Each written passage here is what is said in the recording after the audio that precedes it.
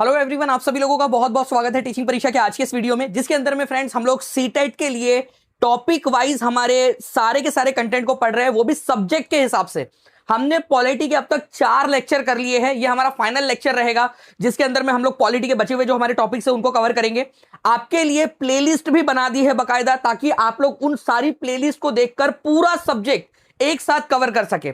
ठीक है, तो आप लोग ये पूरा सेशन अच्छे से देखिएगा। इसके बाद में आप लोगों का पूरा ज्योग्राफी स्टार्ट होगा और पूरा कंप्लीट A to Z एक एक जो क्वेश्चन है जो एग्जाम के अंदर में पूछा गया है, जो आगे में पूछा जा सकता है, जो क्वेश्चंस आप लोगों से ज्यादा पूछे जाते हैं, उन सभी को मार्क करते हुए, उस पर आपका ध्यान आकर्षित करते हुए वो आपको मैं बताता चलूंगा। तो चलिए जल्दी से बिना किसी देरी के हमारे आज के सेशन की तरफ में आगे बढ़ते हैं।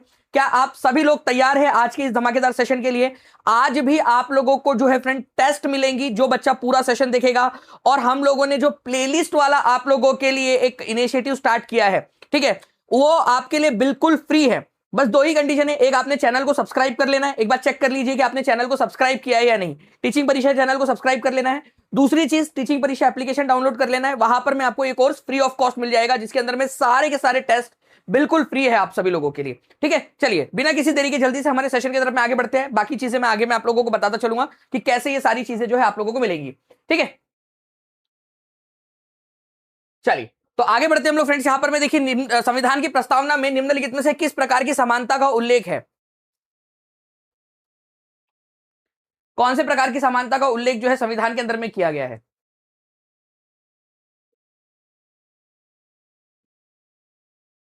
तो संविधान के अंदर में जो है फ्रेंड्स, एक चीज याद रखनी है आप लोगों ने। अगर इक्वेलिटी आप लोग अगर आप लोगों को प्रस्तावना जो है वो पता हो, तो हमारे भारत के संविधान की प्रस्तावना के अंदर में एक चीज आती है, प्रतिष्ठा और अवसर की समता प्राप्त कराने के लिए, equality of status and opportunity. ठीक है, तो मैं एक बार आप लोगों को प्रस्तावना दिखाता हूं। हिंदी और इंग्लिश दोनों में प्रस्तावना आप लोगों को याद होनी चाहिए। अगर आप हिंदी से दे रहे हो पेपर तो हिंदी में याद हो, और इंग्लिश से अगर दे रहे हो तो इंग्लिश में आपको याद हो। ये प्रस्तावना दोनों आप लोगों को प्रोवाइड करवा दूंगा मैं।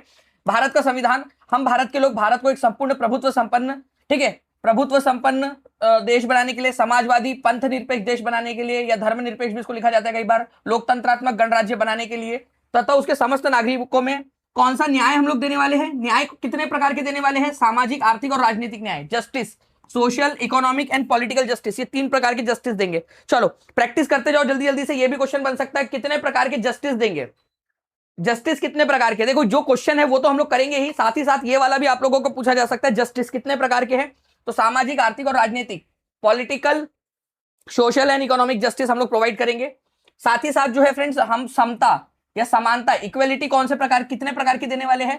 स्टेटस, ठीक है, एंड ऑफ अपॉर्चुनिटी, ठीक है, अवसर की समता और प्रतिष्ठा की समता जो है हम लोग जो जितने भी नागरिक हैं उनको प्रोवाइड करने वाले हैं। ओके, चलिए तो ये चीज जो है दोनों पूछी जा सकती है, न्याय वाली और समता वाली। दूसरी चीज, ये कौन कौन से शब्द हमारे प्रस्तावना के अंदर में है, ये भी क्वेश्चन आ सकता है आप लोगों का। अगर आप बोलोगे तो वो भी मैं आप लोगों को करवा दूंगा। संविधान की प्रस्तावना में निम्नलिखित में से किस प्रकार की समानता का उल्लेख किया गया है? इनकम की समानता नहीं बोली गई है, संपत्ति की समानता भी नहीं बोली गई, रोजगार की समानता नहीं बोली गई है, स्टेटस की, प्रतिष्ठा की समानता बोली गई है। प्रतिष्ठा और अवसर, ये 2 समानताएं आपको दी जाएंगी, प्रतिष्ठा की समानता और अवसर की समानता। अवसर मतलब अपॉर्चुनिटी, समान रूप से अपॉर्चुनिटी आपको दी जाएंगी। तो आंसर इसका ऑप्शन नंबर डी हो जाएगा। ठीक है, इसके ऊपर में क्वेश्चंस बनते हैं, प्लीज ध्यान रखिएगा आप लोग। ओके, जब जब आएगा ये वाले क्वेश्चंस मैं आप लोगों को समझाता चलूंगा।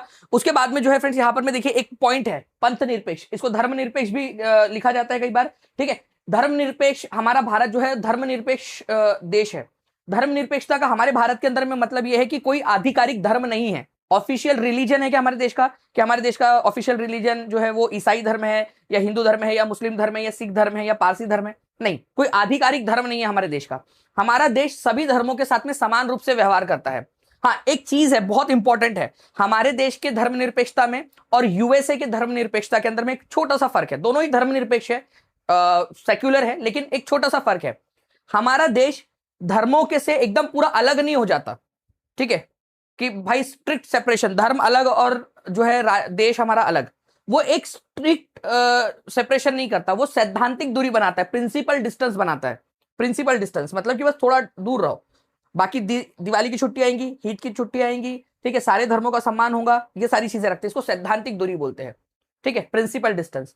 और अमेरिका के अंदर में ऐसा है कि भाई नहीं, बिल्कुल धर्म बिल्कुल अलग, उससे कोई लेना देना नहीं, और जो राज्य की प्रशासन है उससे कोई लेना देना धर्म का नहीं रहेगा, दोनों अलग अलग रहेंगे। ये एक चीज है यहाँ पर।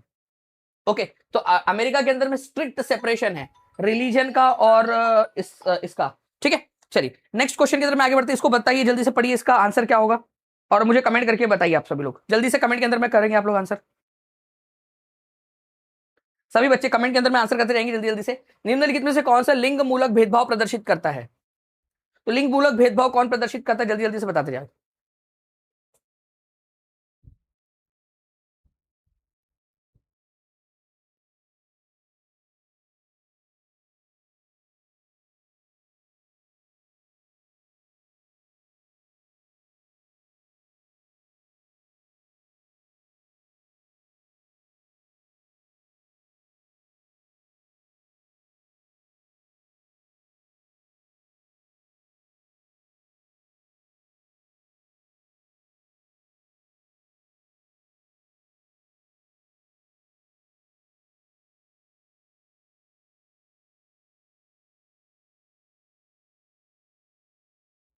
बताइए जल्दी जल्दी से इसका आंसर क्या होगा। देखिए, अगर हम लोग बात करेंगे फ्रेंड्स यहां पर में जेंडर स्टीरियोटाइपिंग की, ठीक है, लिंग मूलक भेद, कि girls are more talented than boys, लड़कियां लड़कों से ज्यादा मेधावी होती है। अभी आप लोगों ने आंसर अभी से नहीं लगा देना, पहले सारे पॉइंट्स पढ़ने आपने। Girls can do only house hold work, लड़कियां केवल घर के कामकाज कर सकती है। लड़कियां उन तमाम कार्यों को कर सकती है जो एक लड़का कर सकता है। ठीक है, लड़कियों को लड़कों के समान अवसर मिलने चाहिए। अब यहां पर मैं देखिए फ्रेंड्स, दो जो है तरह से लोग सोचते हैं। कई सारे लोगों का मानना होता है कि सर ए भी तो यहां पर में स्टीरियोटाइपिंग है, कि लड़कियां जो है वो ज्यादा इंटेलिजेंट होती है, लड़के जो है वो, ऑब्वियस बात है, इसका दूसरा मतलब ये हो गया कि लड़के कम इंटेलिजेंट होते हैं। तो फिर कैसे माने सर, क्या आंसर करें? आप एक चीज को ना समाज के स्तर के ऊपर में देखिए। यहां पर में हो सकता है ना, यहां पर में लोगों के, कितने लोगों के मन में सवाल आया था कि सर ए भी तो आंसर हो सकता है। मैं आपको बताता हूं। देखिए, लड़कियां लड़कों से ज्यादा मेधावी होती है, ये एक्चुअल में ऐसे बोलकर, ठीक है, लड़कों को कमतर आका जाता है क्या, या लड़कों से उनकी अपॉर्चुनिटी छीन ली जाती है क्या समाज के अंदर में? ठीक है, लड़कों को जो है पढ़ने से रोक दिया जाता है कि नहीं भाई, लड़कियां ज्यादा मेधावी होती है, लड़कियां ज्यादा टैलेंटेड होती है, लड़के अब से तू जो है घर के चूल्हे चूके फूकेगा और रोटियां बनाएगा। ऐसा बोलते हैं कि लड़कों को, नहीं लड़की तू जा पढ़ने के लिए जा, लड़का तू बैठ यहां पर में प्याज काट। ऐसा होता है क्या? नहीं ना। ठीक है, तो ये इस तरीके से लिंग मूलक भेदभाव आपको देखने के लिए नहीं मिलता है। ठीक है, देखने के लिए नहीं मिलता है आप लोगों को। इसी वजह से ए आंसर नहीं लगाएंगे हम लोग। जो ज्यादा सटीक आंसर है यहां पर में कि लड़कियां केवल घर के कामकाज कर सकती है, ये समाज के अंदर में एक्चुअल में स्टीरियोटाइप है। ठीक है, कि लड़कियों को बोला जाता है कि घर के कामकाज कर सकती है सिर्फ। ओके, ये एक इंपॉर्टेंट पॉइंट है आप लोगों का, प्लीज इस पर्टिकुलर पॉइंट को याद रखें आप लोगों ने। आंसर इसका ऑप्शन नंबर 2 हो जाएगा। समझ में आ गया क्या? हाथ ऊपर करके बता दीजिए एक बार जल्दी जल्दी से। ओके, तो लड़कियां केवल घर के कामकाज कर सकती है, और बेसिकली यहां पर में ओनली शब्द जो है वो तो चलो एक है ही, लेकिन समाज के अंदर में भी आप देखिए ना, ये वाला स्टीरियोटाइप आपको देखने के लिए मिलता है। ठीक है,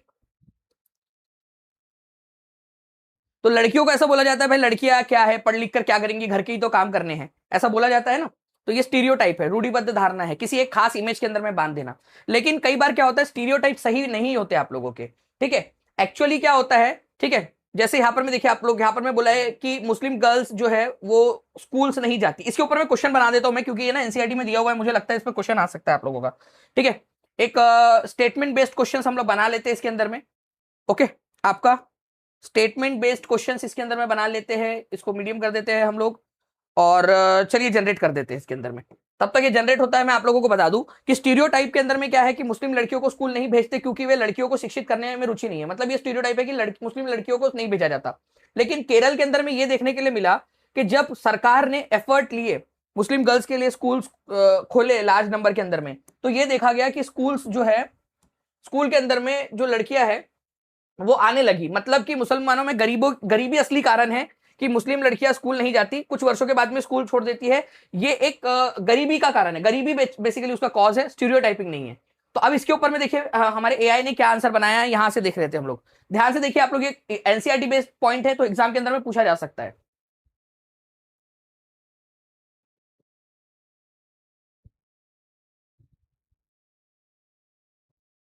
सर अभी भी ऐसे लोग हैं जो स्टीरियोटाइप करते हैं। अरे बहुत सारे लोग हैं यार, बहुत है। आप लोगों ने कहीं ना कहीं तो स्टीरियोटाइपिंग फेस किया होगा, लड़कों ने भी किया होगा यार, ऐसा थोड़ी है कि सिर्फ लड़कियां करती है, लड़कों ने भी किया होगा।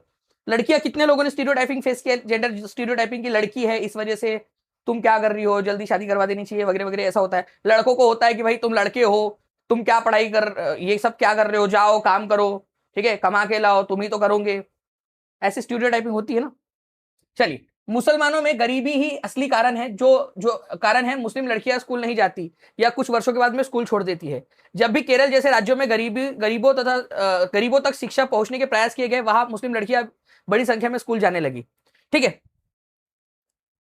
देखो रियल कॉज ये एनसीईआरटी में दिया हुआ है, यहां पर मैं आपको दिखा दूं एक्चुअल कॉज या रियल कॉज जो है वो क्या बताया है एनसीईआरटी ने, कि मुस्लिम गर्ल्स जो है वो स्कूल अटेंड क्यों नहीं कर पाती।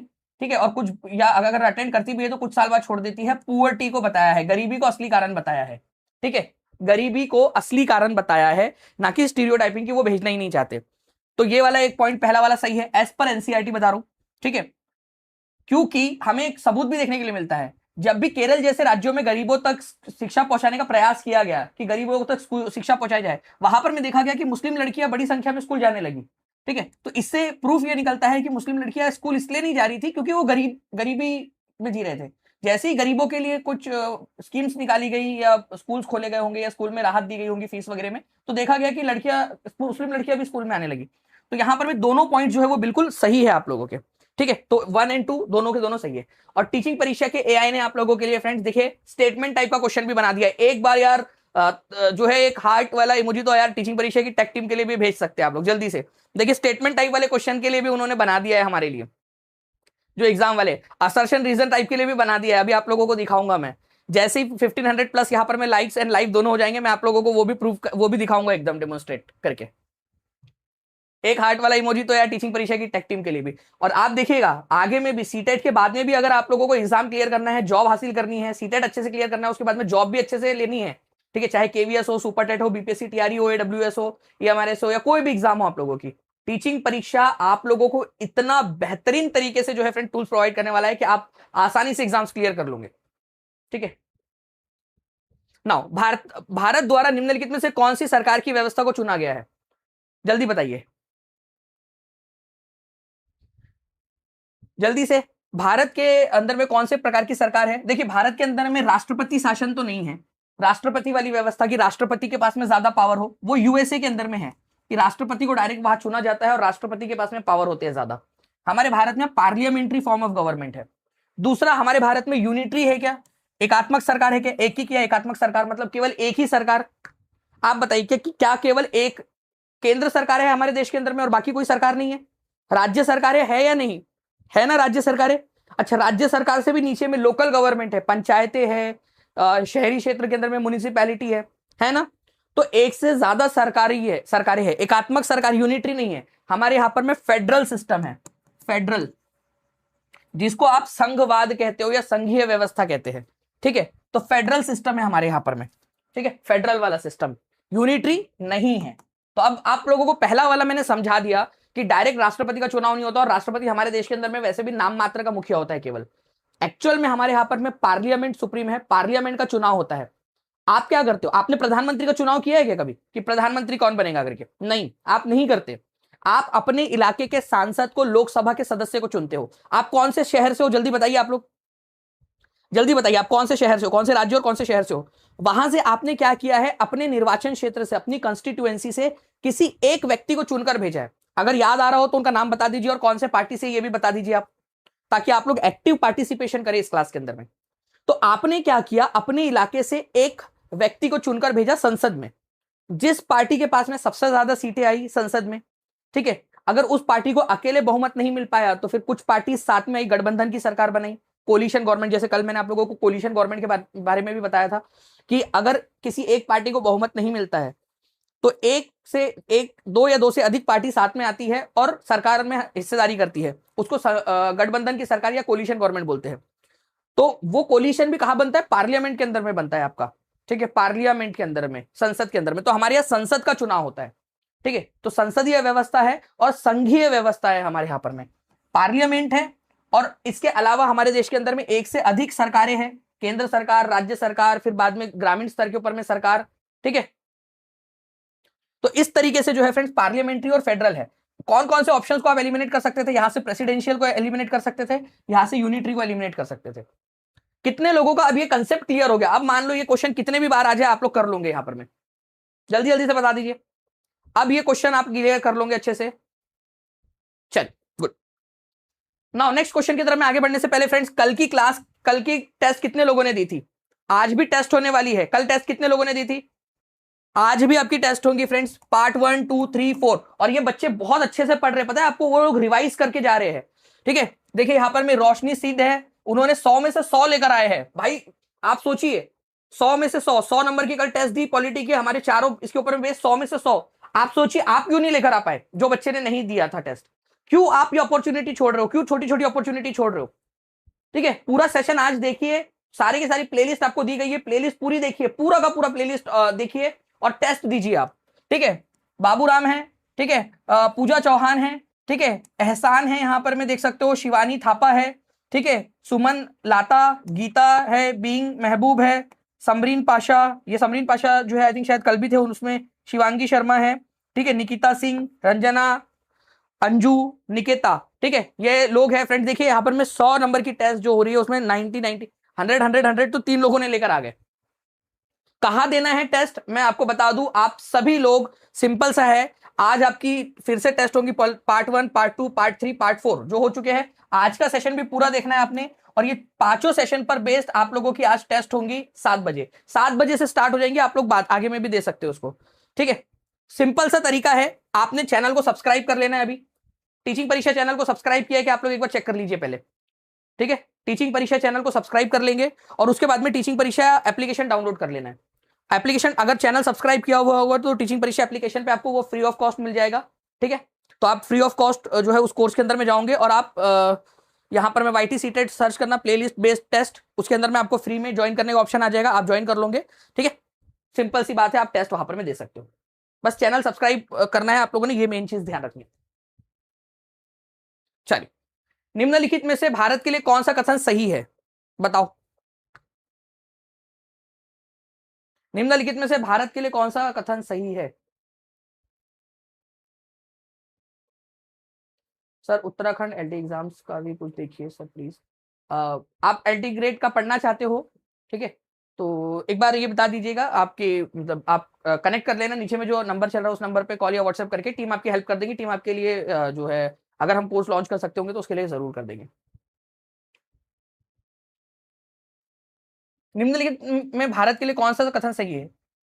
भारत के अंदर में धार्मिक स्वतंत्रता का अभाव है। क्या भारत में धार्मिक स्वतंत्रता का अभाव है?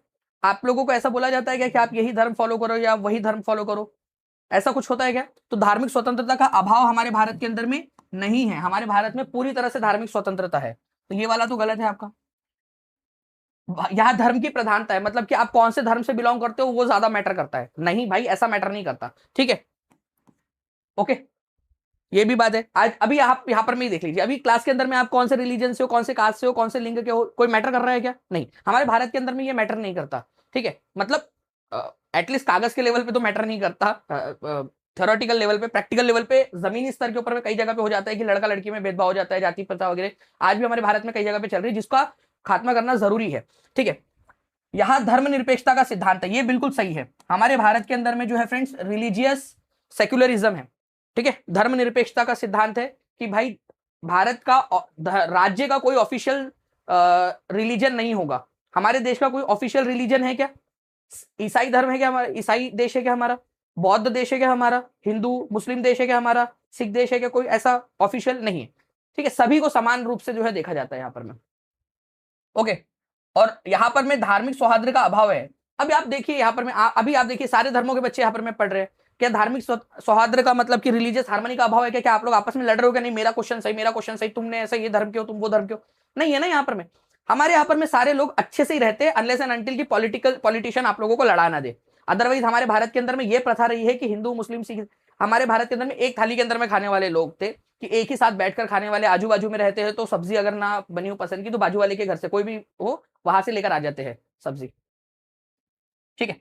तो ये वाला भी गलत है कि रिलीजियस हार्मनी की कमी है। हमारे देश के अंदर में बहुत अच्छा सौहार्द है, ठीक है, तो C is the correct answer यहां पर में। सेक्युलर स्टेट है हमारा भारत, जिसका मतलब यह है कि हमारा भारत किसी भी एक ऑफिशियल रिलीजन को ऑफिशियली प्रमोट नहीं करता, राजकीय धर्म नहीं है, एक अधिकृत धर्म नहीं है, और किसी भी एक धर्म को बढ़ावा नहीं देता, सभी धर्मों को एक साथ रिस्पेक्ट करता है। अब ये पॉइंट बहुत इंपॉर्टेंट है, प्लीज इसको ध्यान से देखिएगा आप लोग। And thank you very much for 1000 plus live. यहां पर मैं जल्दी से सेशन को लाइक भी करते रहेंगे आप सभी लोग, जितने भी लोग देख रहे हैं। देखिए, राज्य धर्म से अलग नहीं है। क्या हमारे देश के अंदर में पूरी तरह से अलगाव कर दिया गया है धर्म का और राज्य का? राज्य मतलब यहां पर में देश की बात हो रही है, तो धर्म और राज्य बिल्कुल अलग नहीं है। राजसी दूरी बनाए रखता है, प्रिंसिपल दूरी बनाए रखता है, सैद्धांतिक दूरी बनाता है। मतलब ऐसा नहीं है कि वो किसी एक धर्म में, जो हमारे देश की सरकार है वो किसी एक धर्म के अंदर में पूरी तरह से घुस जाए, वो हमेशा एक सेपरेट, एक प्रिंसिपल डिस्टेंस बना के चलती है। और ऐसा भी नहीं कि बिल्कुल अलग हो जाए, कठोर एकदम अलग हो जाए, स्ट्रिक्ट सेपरेशन कर ले। एक सैद्धांतिक दूरी हमारे देश के अंदर में, प्लीज एक शब्द याद रखिएगा, ये क्वेश्चन एग्जाम के अंदर में आता है, बच्चे हमेशा कंफ्यूज रहते हैं। हमारे देश के अंदर में प्रिंसिपल्ड डिस्टेंस, सैद्धांतिक दूरी बना के रखता है हमारे देश की सरकार रिलीजन से, पूरा अलग नहीं हो जाती।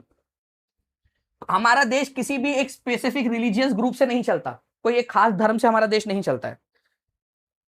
हमारा राज्य किसी विशेष धर्म को लागू नहीं करता, ना ही व्यक्तियों की धार्मिक स्वतंत्रता को छीनता है, किसी एक खास धर्म को आपके ऊपर थोपता नहीं है, ना ही आपसे जो है आपकी धार्मिक स्वतंत्रता छीनता है। राज्य सरकारी संस्थानों को किसी विशेष धर्म के लिए विशिष्ट मूल्यों को प्रदर्शित करने और बढ़ावा देने की अनुमति नहीं देता। मतलब कि अगर कोई सरकारी संस्थान है तो वहां पर में कोई एक खास धर्म के चित्रों को या खास धर्म के वैल्यूज को बढ़ावा दिया जाए, उसकी अनुमति नहीं देता।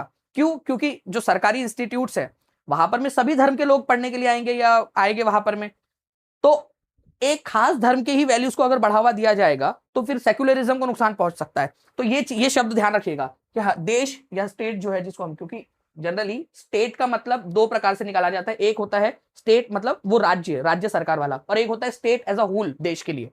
तो स्टेट जो है वो अलाउ नहीं करता गवर्नमेंट इंस्टीट्यूशंस को कि किसी खास धर्म के वैल्यूज को प्रमोट किया जाए। ये पॉइंट समझ में आ गया क्या? आगे में इसके ऊपर में क्वेश्चन आएगा आप लोगों का, ठीक है। मैं एक चीज और करता हूं यहां पर मैं आप लोगों के लिए, मैजिक एआई से भी हमारे यहाँ पर मैं जो है क्वेश्चन बना देता हूं आप लोगों के लिए। चलिए, how many statements are correct वाले टाइप के क्वेश्चंस आते हैं।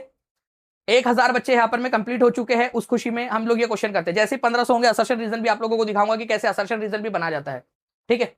असर्शन रीजन के क्वेश्चन भी बनाने लग गया है। तो how many statements are correct type का क्वेश्चन बनाऊं क्या एआई से? ओनली अवेलेबल विथ टीचिंग परीक्षा की लाइव आप लोगों के लिए क्वेश्चन क्रिएट किए जा सकते हैं, लाइव आपकी डिमांड पर, ऑन डिमांड, ठीक है। चलिए, तो यहां पर में हम लोगों ने डाल दिया है इसके ऊपर में, इसको जनरेशन के ऊपर में। तब तक आप एक बार वापस से पढ़ लो, क्योंकि कौन से कितने स्टेटमेंट सही है या गलत है कुछ भी पूछ सकता है ये आपसे, एकदम एग्जाम लेवल का। एग्जामिनर भाई साहब इसीलिए बोल रहा हूं कि अगर आपको क्वेश्चन बनाने में तकलीफ हो रही होगी तो आइए टीचिंग परीक्षा के पास में, ठीक है। आप इसके साथ में भी हम ये शेयर करते हैं। ये देखिए, ये क्वेश्चन बन गया, ओके। अब ध्यान से पढ़ना है अपन ने, टीम थोड़ा सा इसको बड़ा कर देंगे। धर्मनिरपेक्षता के संदर्भ में निम्नलिखित कथनों पर विचार करिए। भारतीय राज्य किसी भी विशिष्ट धार्मिक समूह द्वारा शासित नहीं है। ये तो बिल्कुल सही है कि किसी एक धार्मिक जो है रिलीजियस ग्रुप के द्वारा शासित नहीं है। राज्य धर्म से पूरी तरह से अलग नहीं है, लेकिन धर्म से राजसी दूरी बनाए रखता है, प्रिंसिपल डिस्टेंस या सैद्धांतिक दूरी बनाए रखता है, ये भी बिल्कुल सही है। राज्य सरकारी संस्थानों को किसी विशेष धर्म के विशिष्ट मूल्यों को प्रदर्शित करने और बढ़ावा देने की अनुमति देता है। देखो, अनुमति देता है बोल रहा है, अनुमति नहीं देता नहीं बोला है, तो ये गलत है, तीसरा वाला। अब आपसे क्या पूछा है ध्यान से समझना, how many statements above are correct, कितने सही है, कौन से सही है नहीं पूछा उसने, कितने सही है। सरदार कितने आदमी थे, ठीक है, तो कितने सही है ये बोला है आप लोगों से, ठीक है। तो कितने सही है यहां पर में, पहला और दूसरा सही है, तीसरा गलत है। तो दो स्टेटमेंट सही है, पहला और दूसरा, तीसरा गलत है। तो आंसर क्या होगा? केवल दो। आंसर यहां पर में होगा केवल दो, क्योंकि तीसरा वाला गलत है, तो दो सही है। समझ में आया? इस प्रकार के प्रश्न अब एग्जाम में बनेंगे और टीचिंग परीक्षा की टेक टीम ने इसको अचीव कर लिया है हम लोगों ने। और सबसे पहला इंस्टीट्यूट जो डायरेक्टली लाइव आप लोगों के लिए कर पा रहा है। और आगे में भी आप लोग देखोगे फ्रेंड्स कि आप लोगों के एग्जाम्स में, आप लोगों के जो है एग्जाम, इवन सीटेट के बाद वाले भी जो टाइप के क्वेश्चन है वो सारे के सारे हम लोग अचीव करते जा रहे हैं स्पीड में। और केवल एक समय आएगा जब केवल टीचिंग परीक्षा के स्टूडेंट्स ही आपको सिलेक्शन में दिखेंगे, क्योंकि अभी से हम उतनी मेहनत करें, जब बाकी लोग इसकी शुरुआत करेंगे हम लोग जो है बहुत आगे निकल चुके होंगे इसके अंदर में, ठीक है। तो यार एक हार्ट इस वाले फीचर के लिए भी टीचिंग परीक्षा की टीम के लिए बनता है जल्दी से। और सभी लोग सेशन को लाइक जरूर कर देंगे। जैसे ही 1500 लाइक्स और 1500 लाइव हो जाएंगे उसके बाद में मैं आप लोगों को एक और फीचर दिखाऊंगा।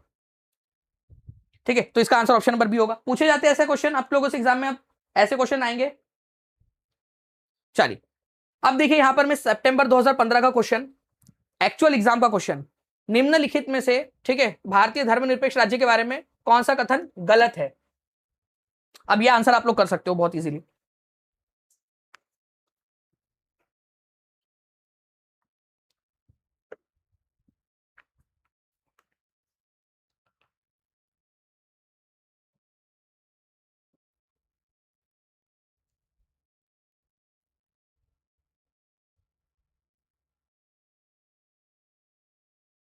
देखिए भारतीय संविधान के अनुसार भारतीय धर्मनिरपेक्ष राज्य के बारे में कौन सा कथन गलत है। तो भारतीय राज्य पर किसी विशिष्ट धार्मिक समूह का शासन नहीं है। तो ये तो बिल्कुल सही बात है कि कोई भी धार्मिक विशेष समूह का नहीं है। देखो जब भी गलत होता है ना तो यहां पर मैं आंसर नहीं लगाना है आपने, आपने जो भी सही वगैरह करना है लास्ट में लिखा करो। क्योंकि क्या होता है कई बार अगर आप यहीं से लगाते हैं ना तो ओएमआर शीट में भरते समय गलती हो जाती है। किसी राज्य किसी विशिष्ट धर्म को लागू नहीं करता है, ये भी सही है, सभी की धार्मिक स्वतंत्रता देता है। ठीक है, किसी की धार्मिक स्वतंत्रता छीनता भी नहीं है। संस्थानों को किसी विशेष धर्म के लिए विशिष्ट मूल्यों का प्रदर्शित करने और की बढ़ावा देने की अनुमति देता है। देखो यहां पर मैं एग्जाम, हमारा जो एआई था उसने जब मल्टी स्टेटमेंट और how many statements are correct type का बनाया, आप देखिए उसने भी ये वाले स्टेटमेंट को लिया था। और आप देख सकते हो कि सितंबर 2015 में ऑलरेडी एग्जामिनर ने भी ऐसा क्वेश्चन बनाया था, हमारे एआई ने उससे ज्यादा बेहतर क्वेश्चन बना के दिया आपको। संस्थानों को किसी विशेष धर्म के लिए विशिष्ट मूल्यों को प्रदर्शित करने और बढ़ावा देने की अनुमति देता है, नहीं देता। किसी खास धर्म के बढ़ावा देने की अनुमति नहीं देता, तो ये गलत है आपका।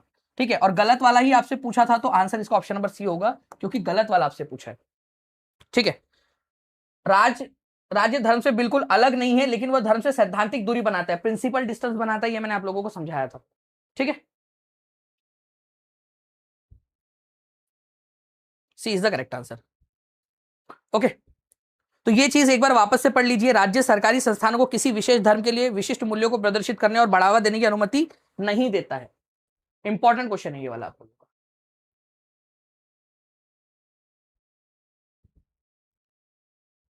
चलिए नेक्स्ट क्वेश्चन, ये देखिए आप लोग इस पर्टिकुलर क्वेश्चन को। भारतीय राज्य का कोई आधिकारिक धर्म नहीं है, बिल्कुल सही बात है। There is no official religion of Indian state. सरकारी नौकरियों में धार्मिक अल्पसंख्यकों के लिए आरक्षण का प्रावधान है। धार्मिक, देखो धार्मिक अल्पसंख्यक जो है उनके लिए कोई जो है वो रिजर्वेशन नहीं होता है सरकारी नौकरी में। अल्पसंख्यक धार्मिक रूप से, धार्मिक धर्म के आधार पर हमारे देश के अंदर में जो है वो नहीं है। हमारे देश के अंदर में पिछड़ेपन के आधार पर एससी, एसटी, ओबीसी, ठीक है, इनके लिए रिजर्वेशन है। धर्म के आधार पर हमारे देश के अंदर में रिजर्वेशन नहीं होता है। ठीक है, शेड्यूल्ड कास्ट, कुछ जातियां जिनके साथ में पहले से ही भेदभाव हुआ है उनको रिजर्वेशन मिलता है। शेड्यूल्ड ट्राइब, जो ट्राइबल एरियाज में रहते थे, जिनके पास पहुंच नहीं थी बहुत लंबे समय से रिसोर्सेस तक, संसाधन तक या पढ़ाई लिखाई तक, उन लोगों को रिजर्वेशन देता है। ओबीसी जिसके पास में लंबे समय तक वो संसाधन नहीं थे तो उनको देता है। तो आप लोगों का यहाँ पर में सेकंड नंबर वाला जो पॉइंट है ना कि धार्मिक रिजर्वेशन, एग्जाम का क्वेश्चन है ये, ठीक है, कि धार्मिकता के आधार पर जो है फ्रेंड्स यहाँ पर में रिजर्वेशन देता है, तो ये गलत है आपका बी वाला। धार्मिक अल्पसंख्यकों का आरक्षण का प्रावधान नहीं है हमारे देश में, धर्म के आधार पर, कास्ट के आधार पर है। ठीक है, तो पहला वाला सही है, बी फॉल्स है। तो आंसर क्या हो जाएगा, A is true, B is false. कितने लोगों को समझ में आ गया ये कि अगर ये क्वेश्चन अब एग्जाम में आ जाए तो सर बिल्कुल सही लगा के आ जाएंगे। ठीक है, अब आ गया तो आप लोग आराम से लगा कर आ जाओ। नेक्स्ट क्वेश्चन की तरफ में जल्दी से आगे बढ़ते हैं हम लोग फ्रेंड्स स्पीड में। भारत के संविधान के अनुसार धर्मनिरपेक्षता के लिए निम्नलिखित में से कौन सा कथन सही है। और यहां पर मैं ऑप्शंस आपके इधर दिए गए, ठीक है, ये ध्यान रखना है आप लोगों ने। एकदम स्पीड में चैलेंज एक्सेप्ट करिए और जल्दी से आंसर लगाइए। देखिए, एक धार्मिक समुदाय दूसरे पर हावी नहीं होता। ऑब्वियस सी बात है, हमारे देश के अंदर में जो है वो ये है, भारतीय धर्मनिरपेक्षता में यही तो है कि कोई भी एक धर्म दूसरे धर्म के ऊपर में हावी नहीं होगा, सभी धर्म बराबर है। राज्य किसी विशेष धर्म को लागू नहीं करता, ये भी बात सही है कि हमारे देश के अंदर में किसी भी विशेष धर्म को जो है वो लागू नहीं किया जाता। इससे कम्युनल डिसहार्मनी बढ़ती है, मतलब लड़ाई झगड़ा बढ़ता है। अरे भाई, धर्मनिरपेक्षता से लड़ाई झगड़ा कैसे बढ़ेगा? धर्मनिरपेक्षता से तो लड़ाई झगड़ा उल्टा कम होगा। ठीक है, लड़ाई झगड़ा नहीं होगा। ठीक है, तो तीसरा वाला गलत है, तो आंसर आप लोगों का हो जाएगा 1 और 2।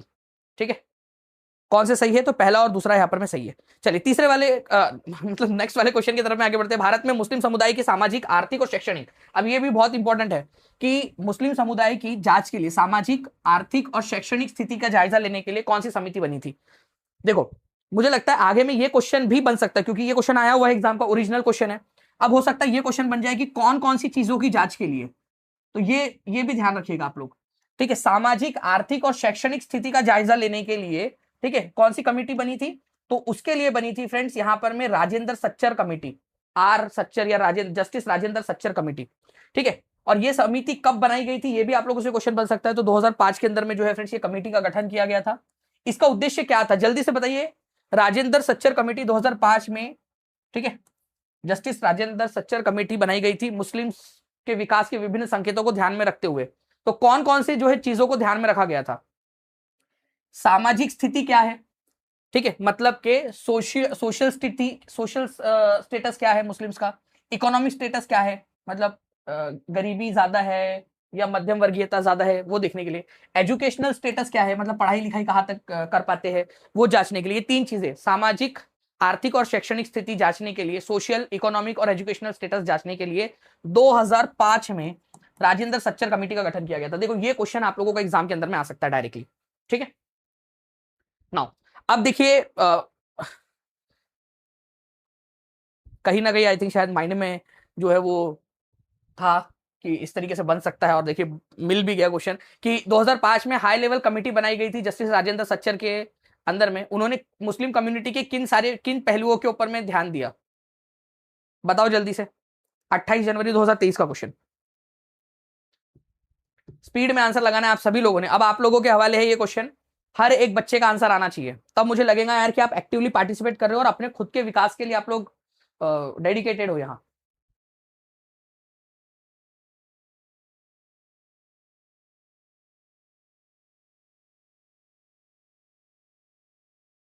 ठीक है, तो देखो आर्थिक, ठीक है, सामाजिक और शैक्षणिक, ठीक है, इन तीन चीजों के ऊपर में जांच की थी, ना कि पॉलिटिकल। तो अब आप लोग बता दीजिए ए, सी और डी आंसर होना चाहिए। यहां पर मैं देखिए इस तरीके से ऑप्शन इस तरीके से बनाए गए थे, आंसर आप लोग लगाओगे ऐसे मैं उम्मीद करता हूं, ठीक है। जब आप खुद से आंसर लगाते हो, खुद से थोड़ा सा माइंड को यूज करते हो ना, तो ज्यादा बेहतर तरीके से आप लोग आगे बढ़ते हो। तो चाहे लाइव देख रहे हो, चाहे ऑफलाइन देख रहे हो, चाहे रिवीजन कर रहे हो इस लेक्चर को आप, ठीक है, प्लेलिस्ट बेस्ड रिवीजन जो आप लोगों को दे रहे हैं हम लोग, तो आप रिवीजन भी कर रहे हो तो भी आंसर लिखते जाइए, बार बार लिखते जाइए, ताकि आप लोगों के माइंड में ट्रेनिंग हो जाए, आपकी माइंड में प्रैक्टिस हो जाए, ठीक है। तो डी इसका आंसर हो जाएगा आपका। नाउ भारत में 2006 में लागू हुए किस कानून ने औरतों के हिंसा मुक्त घर के अधिकार को स्वीकार किया? अब ये बहुत इंपॉर्टेंट है, ठीक है। यहां पर में कितनी महिलाएं हैं एक बार बताइएगा। आप लोगों ने अपने घर में, अगर अपने घर में नहीं तो अपने आसपास में ये देखा होगा आप लोगों ने ये चीज, ठीक है। क्या होता है ना कि घरेलू हिंसा जो है वो औरतों के साथ में होती है। मतलब जब वो ससुराल से, अपने मायके से ससुराल में जाती है, एक तो अकेली होती है, ठीक है, वहां पर में क्या होता है, उनके साथ में मारपीट की जाती है, दहेज के लिए प्रताड़ित किया जाता है, या फिर जो है ऐसे एज अ स्लेव, ऐसा नौकर की तरह रखा जाता है उनको। तो हिंसा मुक्त घर के अधिकार का, वायलेंस फ्री होम का अधिकार दिया गया 2006 के अंदर में। इस कौन सा था ये? तो protection of women from domestic violence, घरेलू हिंसा महिला संरक्षण अधिनियम 2006 के तहत यह अधिकार इनको दिया गया, महिलाओं को। अब ध्यान से समझना आप लोग, बहुत इंपॉर्टेंट वाला पॉइंट बता रहा हूं आप लोगों को, ठीक है, ध्यान से देखिए आप लोग। The protection of women from domestic violence act, महिलाओं को हिंसा, महिलाओं की सुरक्षा जो है उसमें घरेलू ये जो शब्द है इस एक्ट के अंदर में, जो डोमेस्टिक शब्द है, इसको क्या बताया गया है कि मान लो ये राजू है और ये नेहा है, ठीक है। राजू जो है वो नेहा को मारता था, ठीक है। अब नेहा जो है वो अलग जाकर रहने लगी, अपने मम्मी के घर पे जाके रहने लगी। तो अब राजू बोलेगा जब ये मेरे साथ में रहती ही नहीं है तो मैं इसके साथ में डोमेस्टिक वायलेंस कैसे करूंगा? तो हो सकता है कि राजू जो है वो उसके मम्मी के घर पे जाके भी उसको मारता हो। तो डोमेस्टिक वायलेंस की डेफिनेशन अब देखिए क्या कर दी गई, या तो वो साथ में रहते हो या कभी तो भी साथ में रहे हो, एक साथ एक छत के नीचे में, एक छत के नीचे रहे हो, ठीक है, उस मेल मेंबर के साथ में वो महिला रही हो, और अगर उस महिला के साथ में वायलेंस होता है तो इसको हाउस होल्ड वायलेंस या फिर डोमेस्टिक वायलेंस की कैटेगरी में रखा जाएगा। पहले क्या था कि अगर आप एक घर के अंदर में रहते हो और वो पति आपको मार रहा है, तभी इसको जो है वो घरेलू हिंसा माना जाता था। अब ये महिला अपने मायके चली गई, अब ये पति जो है ये ज्यादा ही बहुत ही ज्यादा वो स्मार्ट बन रहा है, ठीक है, ये उसके घर पे जाके भी उसको मार रहा है, उसके मायके में भी जाके उसको, तब इसको डोमेस्टिक वायलेंस नहीं गिना जाता था। लेकिन अब बोला गया कि रहते हैं या रह चुके हैं तब भी आप इसको डोमेस्टिक वायलेंस के अंदर में काउंट करेंगे। ओके, चलिए आगे में इसी के ऊपर में एक क्वेश्चन आया था फ्रेंड्स आप लोगों का। इस पर्टिकुलर क्वेश्चन को देखिए आप लोग, मतलब क्वेश्चन से पहले तो आंसर आ गया यहाँ पर में, घरेलू हिंसा से महिला संरक्षण अधिनियम कब पारित हुआ था? ये मतलब ये क्वेश्चन देखिए इतना, ये आंसर इतना व्याकुल था, ठीक है, तत्पर था आपको दिखने के लिए कि मतलब पहले बोले क्वेश्चन बाद में आएगा, पहले मैं दिखूंगा, ठीक है, ठीक है। तो ये 2005 वाला जो है फ्रेंड्स, ठीक है, 2005 में ये कानून बना था, 2006 में इसको लागू किया गया था, ठीक है। तो एक्ट कब बना था? ये 2005 में, और 2006 में इसको लागू किया गया। तो the protection of women from domestic violence act 2005, ठीक है। चलिए नेक्स्ट, अब देखिए यहां पर में एक और क्वेश्चन 4 फरवरी 2023 को आया। हम 1500 लाइक के बहुत ज्यादा पास में पहुंच गए हैं, तो जल्दी जल्दी से सेशन को लाइक एंड शेयर कर देंगे फ्रेंड्स। तो मैं आप लोगों को नया वाला एक और फीचर जो है उस वो भी दिखाता हूं आप लोगों को। तो एक बार शेयर मार दो, सभी बच्चे अगर एक साथ शेयर कर देंगे ना, ठीक है, और सेशन को एक साथ लाइक भी कर देंगे जो बच्चे बचे हुए, हम लोग जल्दी से पहुंच जाएंगे हमारे टारगेट तक, ठीक है। तो देखिए घरेलू हिंसा से महिलाओं का संरक्षण अधिनियम 2005 में घरेलू शब्द का दायरा बढ़ा दिया गया है। अभी आपको बताया, तो बताइए कि क्या बढ़ाया गया? आप खुद से एक बार कोशिश करिए इसको सॉल्व करने की। Thank you very much for 1000 plus likes. एक बार हाथ ऊपर करके बता देंगे फ्रेंड्स, ये सभी लोग जो 1000 बच्चे हैं जो अपना अपना योगदान दे रहे हैं, ये पूरा सेशन आप सभी लोगों को समर्पित,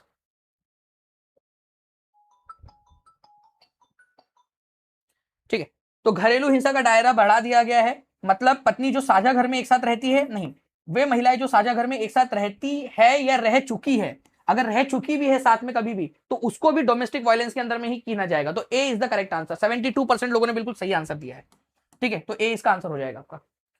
ओके, तो लिव और हैव लिव्ड टुगेदर, एक साथ रहती है या एक साथ रह चुकी है समान एक घर में एक ही मकान के अंदर में।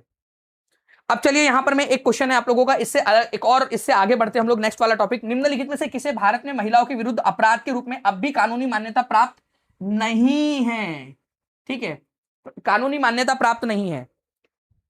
दहेज लेना, वैवाहिक बलात्कार, पत्नी को मानसिक प्रताड़ना, मानसिक क्रूरता देना, कार्यस्थल पर यौन उत्पीड़न। अब यहां पर मैं आप लोग ध्यान से समझिए फ्रेंड्स, एक इंपॉर्टेंट यहां पर मैं कंसेप्ट निकल कर आता है, बहुत ही विवादास्पद है ये, लेकिन एग्जाम के अंदर में अगर आ गया तो आप लोग समझ लीजिए यहां पर मैं क्या होगा। हमारे देश के अंदर में दहेज लेना जो है फ्रेंड्स, ये कानूनी मान्यता प्राप्त इसको है, कानूनी मान्यता है कि दहेज लेंगे तो आपको सजा मिलेगी। पत्नी को जो है मेंटल अब्यूज करोगे आप तो मिलेगा आप लोगों को, ठीक है। सेक्सुअल हैरेसमेंट करोगे वर्क प्लेस के ऊपर में, ठीक है, तो भी आपको दंड मिलेगा। कामकाजी जगह के ऊपर में, मान लो कि आप स्कूल में हो और आपके जो प्रिंसिपल है वो आपके साथ में महिला है, अगर आप, ठीक है, वो कर रहे हैं, तो वर्क प्लेस के ऊपर में महिलाओं का जो सेक्सुअल हैरेसमेंट होता है।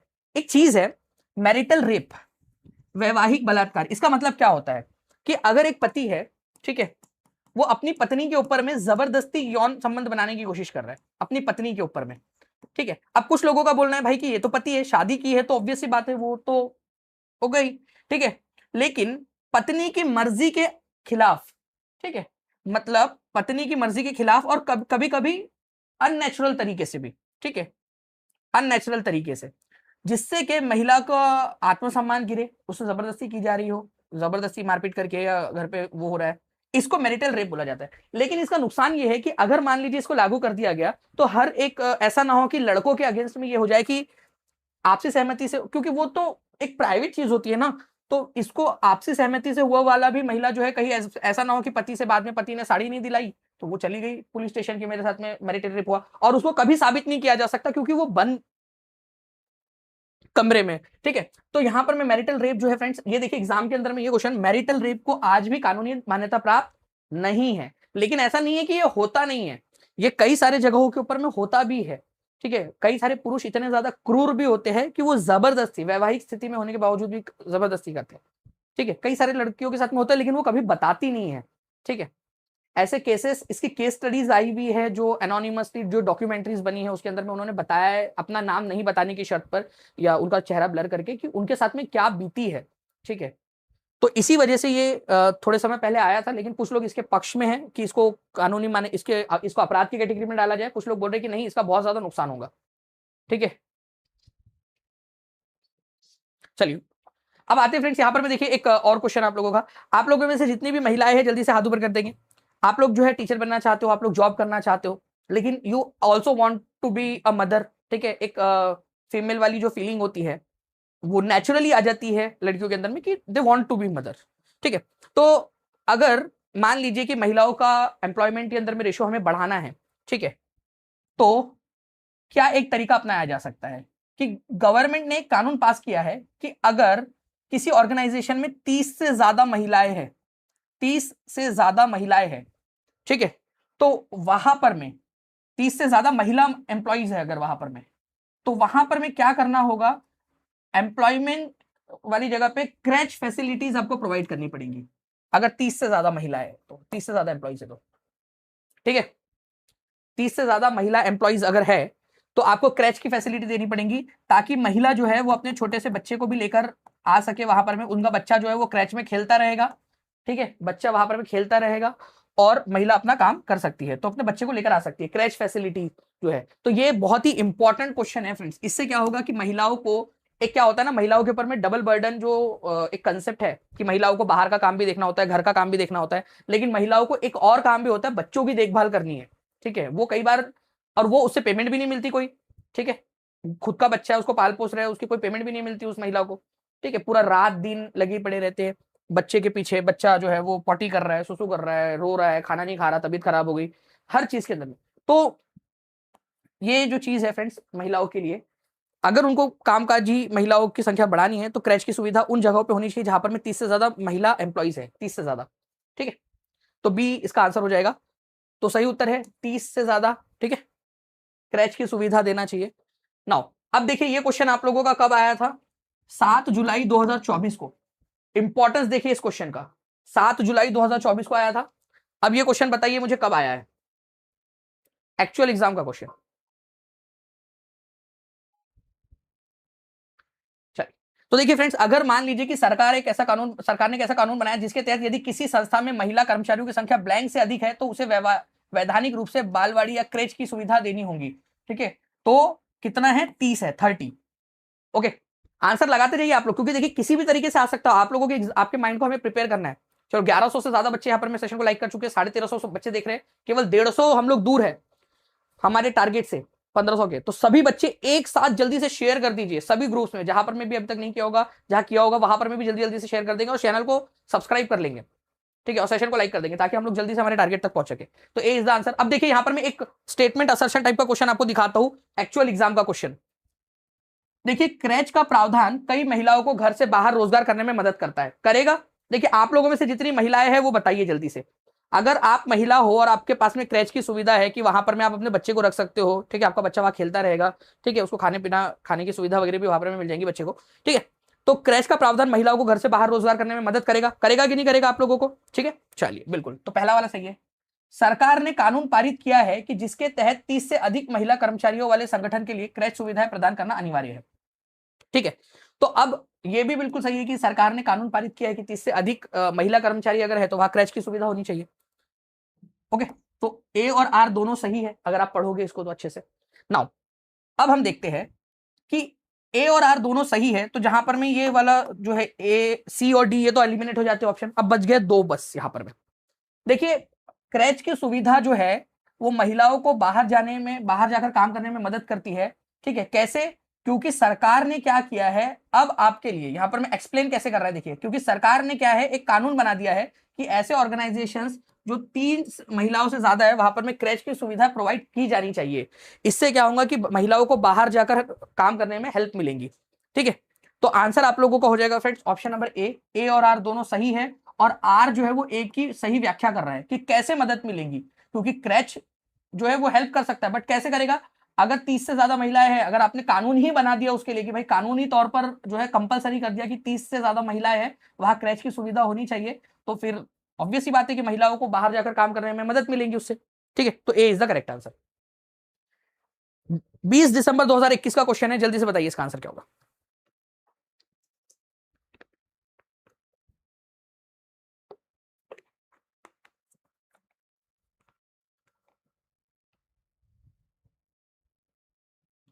जी, तो देखिए भारत में महिला रोजगार को प्रोत्साहित करने के लिए कानून है जिसके तहत अनिवार्य है कि जिस संस्था में 30 से अधिक महिला कर्मचारी काम करती है वहां पर में क्या होना चाहिए, वहां पर में शिशु सदन, क्रैच, सैनिटरी पैड निकालने की मशीन, महिला अध्यक्ष या यातायात, क्या बेसिकली क्या है ये 30 से अधिक महिला वाला में शिशु सदन या क्रैच जिसको बोलते हो आप लोग, उसकी बात हो रही है।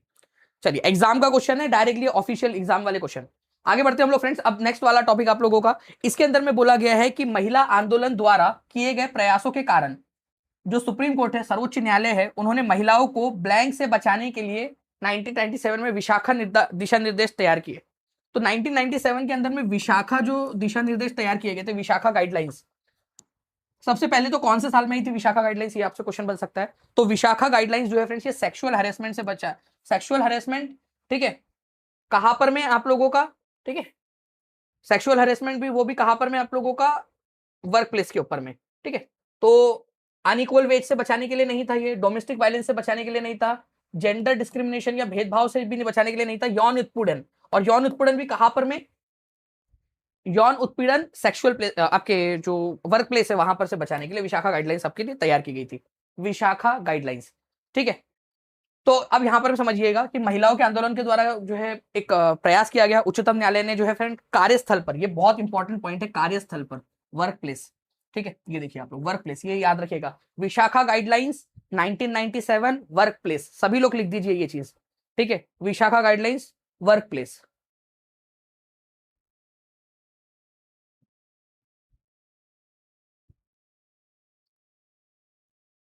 ठीक है, Vishakha guidelines work place. Okay, चलिए अब देखिए ये क्वेश्चन एग्जाम के अंदर में आया और मैं चाहूंगा कि आप सभी लोगों का आंसर यहां पर मैं कमेंट में आ जाए। आप सभी का आंसर कमेंट में आना चाहिए, तब मुझे समझ में आएगा कि आपको समझा कि नहीं ये कंसेप्ट।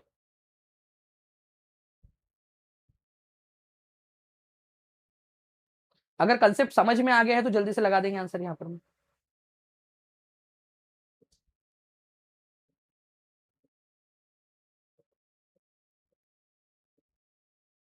जी, तो देखिए फ्रेंड्स यहां पर मैं अगर हम बात करें 1997 में भारत में सर्वोच्च न्यायालय में महिलाओं के यौन उत्पीड़न एट वर्क प्लेस, कार्यस्थल पर बचाने के लिए। ठीक है, तो आप लोगों में से मैक्सिमम लोगों ने आंसर किया है, और जिन बच्चों ने आंसर किया है यहां मैं देख भी पा रहा हूं उनके कमेंट्स को, ठीक है, वो सही से आंसर करें। ये बच्चे वो बच्चे हैं जो सिलेक्शन लेने वाले हैं, सीटेट पास करेंगे और एग्जाम में भी सिलेक्शन लेंगे, क्योंकि वो एक्टिव बच्चे हैं। तो आप सभी से मैं कहूंगा कि एक्टिवली पार्टिसिपेट करिए यहां पर, मैं कमेंट के अंदर में आंसर्स करते रहिए।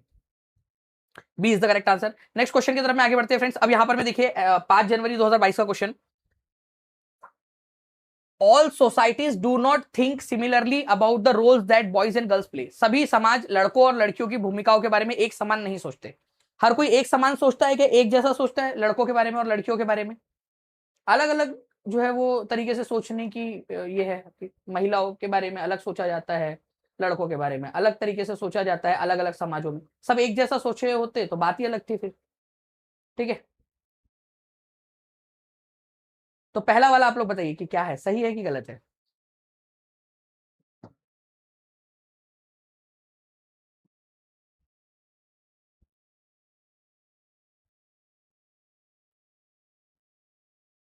तो सभी समाज एक जैसा नहीं सोचता, तो ये बिल्कुल सही है, मतलब पहला वाला सही में बोला कि एक जैसा कहां सोचता है सभी समाज। Indian society does not make distinction between boys and girls. अच्छा, मतलब भारत के अंदर में महिलाओं और मतलब लड़कों और लड़कियों के अंदर में कोई भेदभाव नहीं करता। क्या कितने लोगों को लगता है कि ये वाला स्टेटमेंट सही है, सेकंड वाला?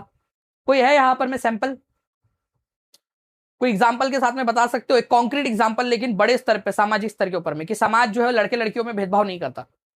कोई यहां पर में विरला ही व्यक्ति होगा जो बोलेगा कि सर ये वाला बी वाला सही है। अरे भाई ये तो सभी को पता है कि इंडियन सोसाइटी के अंदर में लड़के लड़कियों में भेदभाव होता है ना, लड़के और लड़कियों में भेदभाव होता है, एक्चुअल क्वेश्चन है ये एग्जाम का आपका। तो यहां पर में केवल पहला सही है, ओनली 1:2 इसका आंसर होगा, एक्चुअल क्वेश्चन एग्जाम का। ठीक है, चलिए तो A is the correct answer. अब हम लोग जो है फ्रेंड्स एक और नए टॉपिक की तरफ में आगे बढ़ रहे हैं हम लोग, एडवर्टाइजमेंट। अब पूरा ध्यान से देखना, एक नया टॉपिक आपका स्टार्ट हो रहा है यहां से। मैं पूरा का पूरा आपको ध्यान से समझाता हूं इसको। ये देखिए 13 जनवरी 2023 का, विज्ञापन के बारे में निम्नलिखित में से कौन सा कथन सही है। ठीक है, ये पहला वाला आई थिंक शायद हिंदी के अंदर में करेक्शन करने की जरूरत है। ठीक है, ensures consumers take critically informed decision to buy product. मतलब कि विज्ञापन जो है वो आपसे ये बताता है कि आप इन्फॉर्म डिसीजन ले, मतलब एकदम सोचा समझा सही से डिसीजन ले आप। खरीदारी करने के लिए व्यक्तिगत भावनाओं की अपील करता है, appeal to personal emotion to make purchase. आपसे पर्सनल इमोशन जो है उसको नहीं जगाता क्या आपके। ठीक है, जैसे कि मान लीजिए कि मैं सोचूं यार कि राधा जो है वो इतनी गोरी है, कन्हैया इतना क्यों काला है। ठीक है, मान लो मैं अपने आप के लिए सोचूं, और मैं फिर वो फेयर एंड हैंडसम की क्रीम आ जाए वहां पर में। ठीक है, एड आ जाए शाहरुख खान की कि फेयर एंड हैंडसम लगा लो। ठीक है, कितने दिन में, एक हफ्ते में आप जो है वो किससे, नील नितिन मुकेश से भी ज्यादा गोरे हो जाएंगे, अंग्रेजों से भी ज्यादा गोरे हो जाएंगे। ठीक है, मेरे पर्सनल इमोशंस यहाँ पर में कि यार राधा रिजेक्ट कर देंगी। ठीक है, तो चलो फेयर एंड हैंडसम लगा लेते, बहुत सारा लाया मैंने एकदम। ठीक है, तो मेरे पर्सनल इमोशंस के साथ में खेला इन लोगों ने। तो पर्सनल खरीदारी करने के लिए व्यक्तिगत भावनाओं की अपील करता है ये, तो ये बिल्कुल सही है विज्ञापन के बारे में। प्लीज ये टीम ऊपर वाला सही कर दीजिएगा। अच्छा कर दिया उन्होंने। ठीक है, आपको सोचने समझने के लिए यहाँ पर मैं जानकारी देता ही नहीं, वो आपको पर्सनल इमोशंस के ऊपर में अटैक करता है। उपभोक्ताओं को विश्वास दिलाए कि ब्रांड बेहतर है। ऑब्वियस सी बात है, कोई भी अगर चलाएगा यहाँ पर में तो अपने ब्रांड को ये दिखाता है कि आपका ब्रांड, ये ब्रांड ज्यादा बेहतर है। ठीक है, इलेक्ट्रॉनिक मीडिया में विज्ञापन दिखाना बहुत महंगा है। ऑब्वियस सी बात है कि इलेक्ट्रॉनिक मीडिया के अंदर में जो टीवी पर ऐड आते हैं वहां पर में ऐड बहुत महंगे महंगे होते हैं। ठीक है, तो आंसर यहां पर में क्या हो जाएगा आप लोगों का, ध्यान से समझिए फ्रेंड्स, कि विज्ञापन आपको कोई ये नहीं करते कि भाई आपको सारी जानकारी दे। विज्ञापन क्या करते हैं आपको पता है, वो नीचे में स्टार मार्क लगा देते, कंडीशन सप्लाई वाला। आप लोगों ने देखा है, वो ये नहीं बताते कि आप बिल्कुल सोच समझ के जो है डिसीजन ले। वो क्या करेंगे, वो आपके पर्सनल इमोशंस को टारगेट करेंगे। ठीक है, लड़की है तो लड़की जो है वो दिखाया जाता है कि एक लड़की दिखाई जाए। कितने लोगों ने वो ऐड देखा है, आप मेरे को बताना एक बार हाथ ऊपर करके, कि एक ऐड आती थी फेयर एंड लवली की पहले, उसके अंदर में दिखाया गया कि एक लड़की पहले जो है सांवली थी। ठीक है, उसको जॉब नहीं लग रही थी, फिर उसने फेयर एंड लवली लगाया और उसको जॉब मिल गई। अरे फेयर एंड लवली है कि डिग्री है उसकी, ये कौन सी बात हो गई कि मतलब वो गोरी हो गई तो उसको जॉब मिल गई, और पहले सांवली थी तो जॉब नहीं मिली। मतलब कामयाब होना मतलब गोरा होना। तो आप देखिए ना किस तरीके से पर्सनल चीजों को वहां पर में वो किया गया। उसने इंश्योर डिसीजन दिया कि आपको यहाँ पर में इन्फॉर्म डिसीजन लेने में मदद की, कि आपको नहीं की उसने। उसने क्या किया, उसने आपके पर्सनल इमोशंस को वहां पर में पिंच किया, दिल के अंदर में खंजर घोपा कि भाई कॉलेज के अंदर में भी तो वैसे ही होता था कि लड़के जो है वो गोरी लड़कियों के ऊपर में ज्यादा मर जाते थे, ज्यादा उसके पीछे पड़े रहते थे, तो वो लड़की को लगता था कि यार हमेशा मेरे में कुछ कमी है। बट एक्चुअल में मैं अगर आपको बताऊं फ्रेंड तो ऐसा नहीं होता है। ठीक है, एक्चुअल में अगर मैं एक हरियाणा का एक सॉन्ग है वो अगर मैं आपको बताऊं कि तन्ने के बेरा के तू के चीज बावड़ी। ठीक है, तन्ने के बेरा के तू के चीज बावड़ी, मन की आछी हुआ करे से छोरी सावली। ठीक है, तन्ने के बेरा के तू के चीज बावली, मन की आछी हुआ करे से छोरी सावली, छोरियों में तू से और फूलों में गुलाब, छोरियों में तू से और फूलों में गुलाब। मतलब कंपैरिजन कर रहा है कि जैसे लड़कियों में तू है, फूलों में गुलाब जैसे ना, वैसे लड़कियों में तू है, तू चीज लाजवाब, तेरा कोई ना जवाब। तो बेसिकली ऐसा नहीं है, आप लोगों का जो रंग है वो परफेक्ट है, उसमें कोई दिक्कत वाली बात नहीं है। ठीक है, तो यहां पर मैं आप लोगों का आंसर जो है फ्रेंड्स ऑप्शन नंबर 2 हो जाएगा। तो क्रिटिकली एनालाइज करने का मौका नहीं देता आपको एडवर्टाइजमेंट। ठीक, चलिए, आप लोगों ने देखा होगा कि एडवर्टाइजमेंट क्या करते थे हमारे जमाने में भी, आप लोगों ने देखा होगा पुराने जमाने के अंदर में भी, कि जो है ये एक ऐड आता था, आई लव यू रसना। कितने लोगों के नॉस्टैल्जिया हो गया, नॉस्टैल्जिया मतलब पुरानी चीजें याद आ गई, पुराने जमाने की ऐड आती थी नहीं है, आई लव यू रसना। ठीक है, मतलब आप वो फिर 1 रुपए लेकर जाते थे दुकान के अंदर में। ठीक है, 50 पैसे 1 रुपए लेकर के, भैया वो रसना का छोटा वाला शैशे दे दो, पैकेट दे दो करके रसना। कोई दुकान, कोई मेहमान आया तो रसना बना के पिलाते थे। ठीक है, फ्रिज के अंदर में वो बर्फ जमती थी तो बर्फ डाल के रसना, ठंडा ठंडा रसना बन जाता था, है ना। हम लोग रसना की वो कुल्फी भी जमाते थे, रसना बना देते थे, वो फ्रीजर में रख देते थे उसको, फिर वो रसना वाली कुल्फी बन जाती थी, है ना। आई लव यू रसना वाला कितना कितना बढ़िया ऐड था वो उस समय में, तो आज तक याद है माइंड में। तो वो क्या करता है, माइंड में डीपली बैठ जाता है एडवर्टाइजमेंट। ठीक है, नाउ ब्रांड क्या करते हैं, वो स्पेशल आइडेंटिफिकेशन और नाम के साथ में जो है उस प्रोडक्ट को जोड़ देते हैं। ब्रांड हमेशा वो ये दिखाते हैं कि ये ब्रांड सबसे बेहतर है। ठीक है, विज्ञापन की प्रक्रिया में आप लोगों का ब्रांड का नाम जनता में पहुंचाना वो बहुत ज्यादा मैटर होता है। जैसे यहाँ पर मैं, ये लड़की ने आई लव यू रसना, तो रसना जो है फ्रेंड्स ये एक ब्रांड बन गया था। रसना हर किसी के मन में था कि रसना, कोई और भी अगर मान लो आप ड्रिंक पी रहे हो तो वो बोलते थे रसना बना है करके, ठीक है। तो ब्रांड वैल्यू ये क्या करते हैं, आपके पर्सनल इमोशंस के ऊपर में ध्यान देते हैं, पर्सनल टारगेट करते हैं। बहुत इंपॉर्टेंट चीज बता रहा हूँ, इस पर क्वेश्चन आएंगे अभी। पर्सनल इमोशंस को आपके टारगेट करते हैं। इंपॉर्टेंट सोशियो कल्चरल लाइफ के ऊपर में जो है एडवर्टाइजमेंट बनाई जाती है। एडवर्टाइजमेंट हमेशा जो है वो ब्रांड के प्रोडक्ट को कैसे यूज करे, पर्सनल इमोशंस आपको वो दिखाते हैं। देखिए यहाँ पर मैं एक सांवली लड़की दिखाई गई और फिर यहाँ पर मैं गोरी लड़की दिखा दी गई, फेयर एंड लवली बनाई और वो फेयर एंड लवली लगाई और वो कामयाब हो गई। ये फेयर एंड हैंडसम लड़कों के लिए भी ला लिया, ठीक है, कि लड़के भी ऐसे यूज करे इसको। तो हमारी जो है फ्रेंड्स, हमारी पर्सनल इमोशंस को प्रोडक्ट के साथ में लिंक कर देते हैं ताकि हम उसमें वैल्यू खोज सके उनके प्रोडक्ट के अंदर में और वो प्रोडक्ट खरीद ले हम लोग।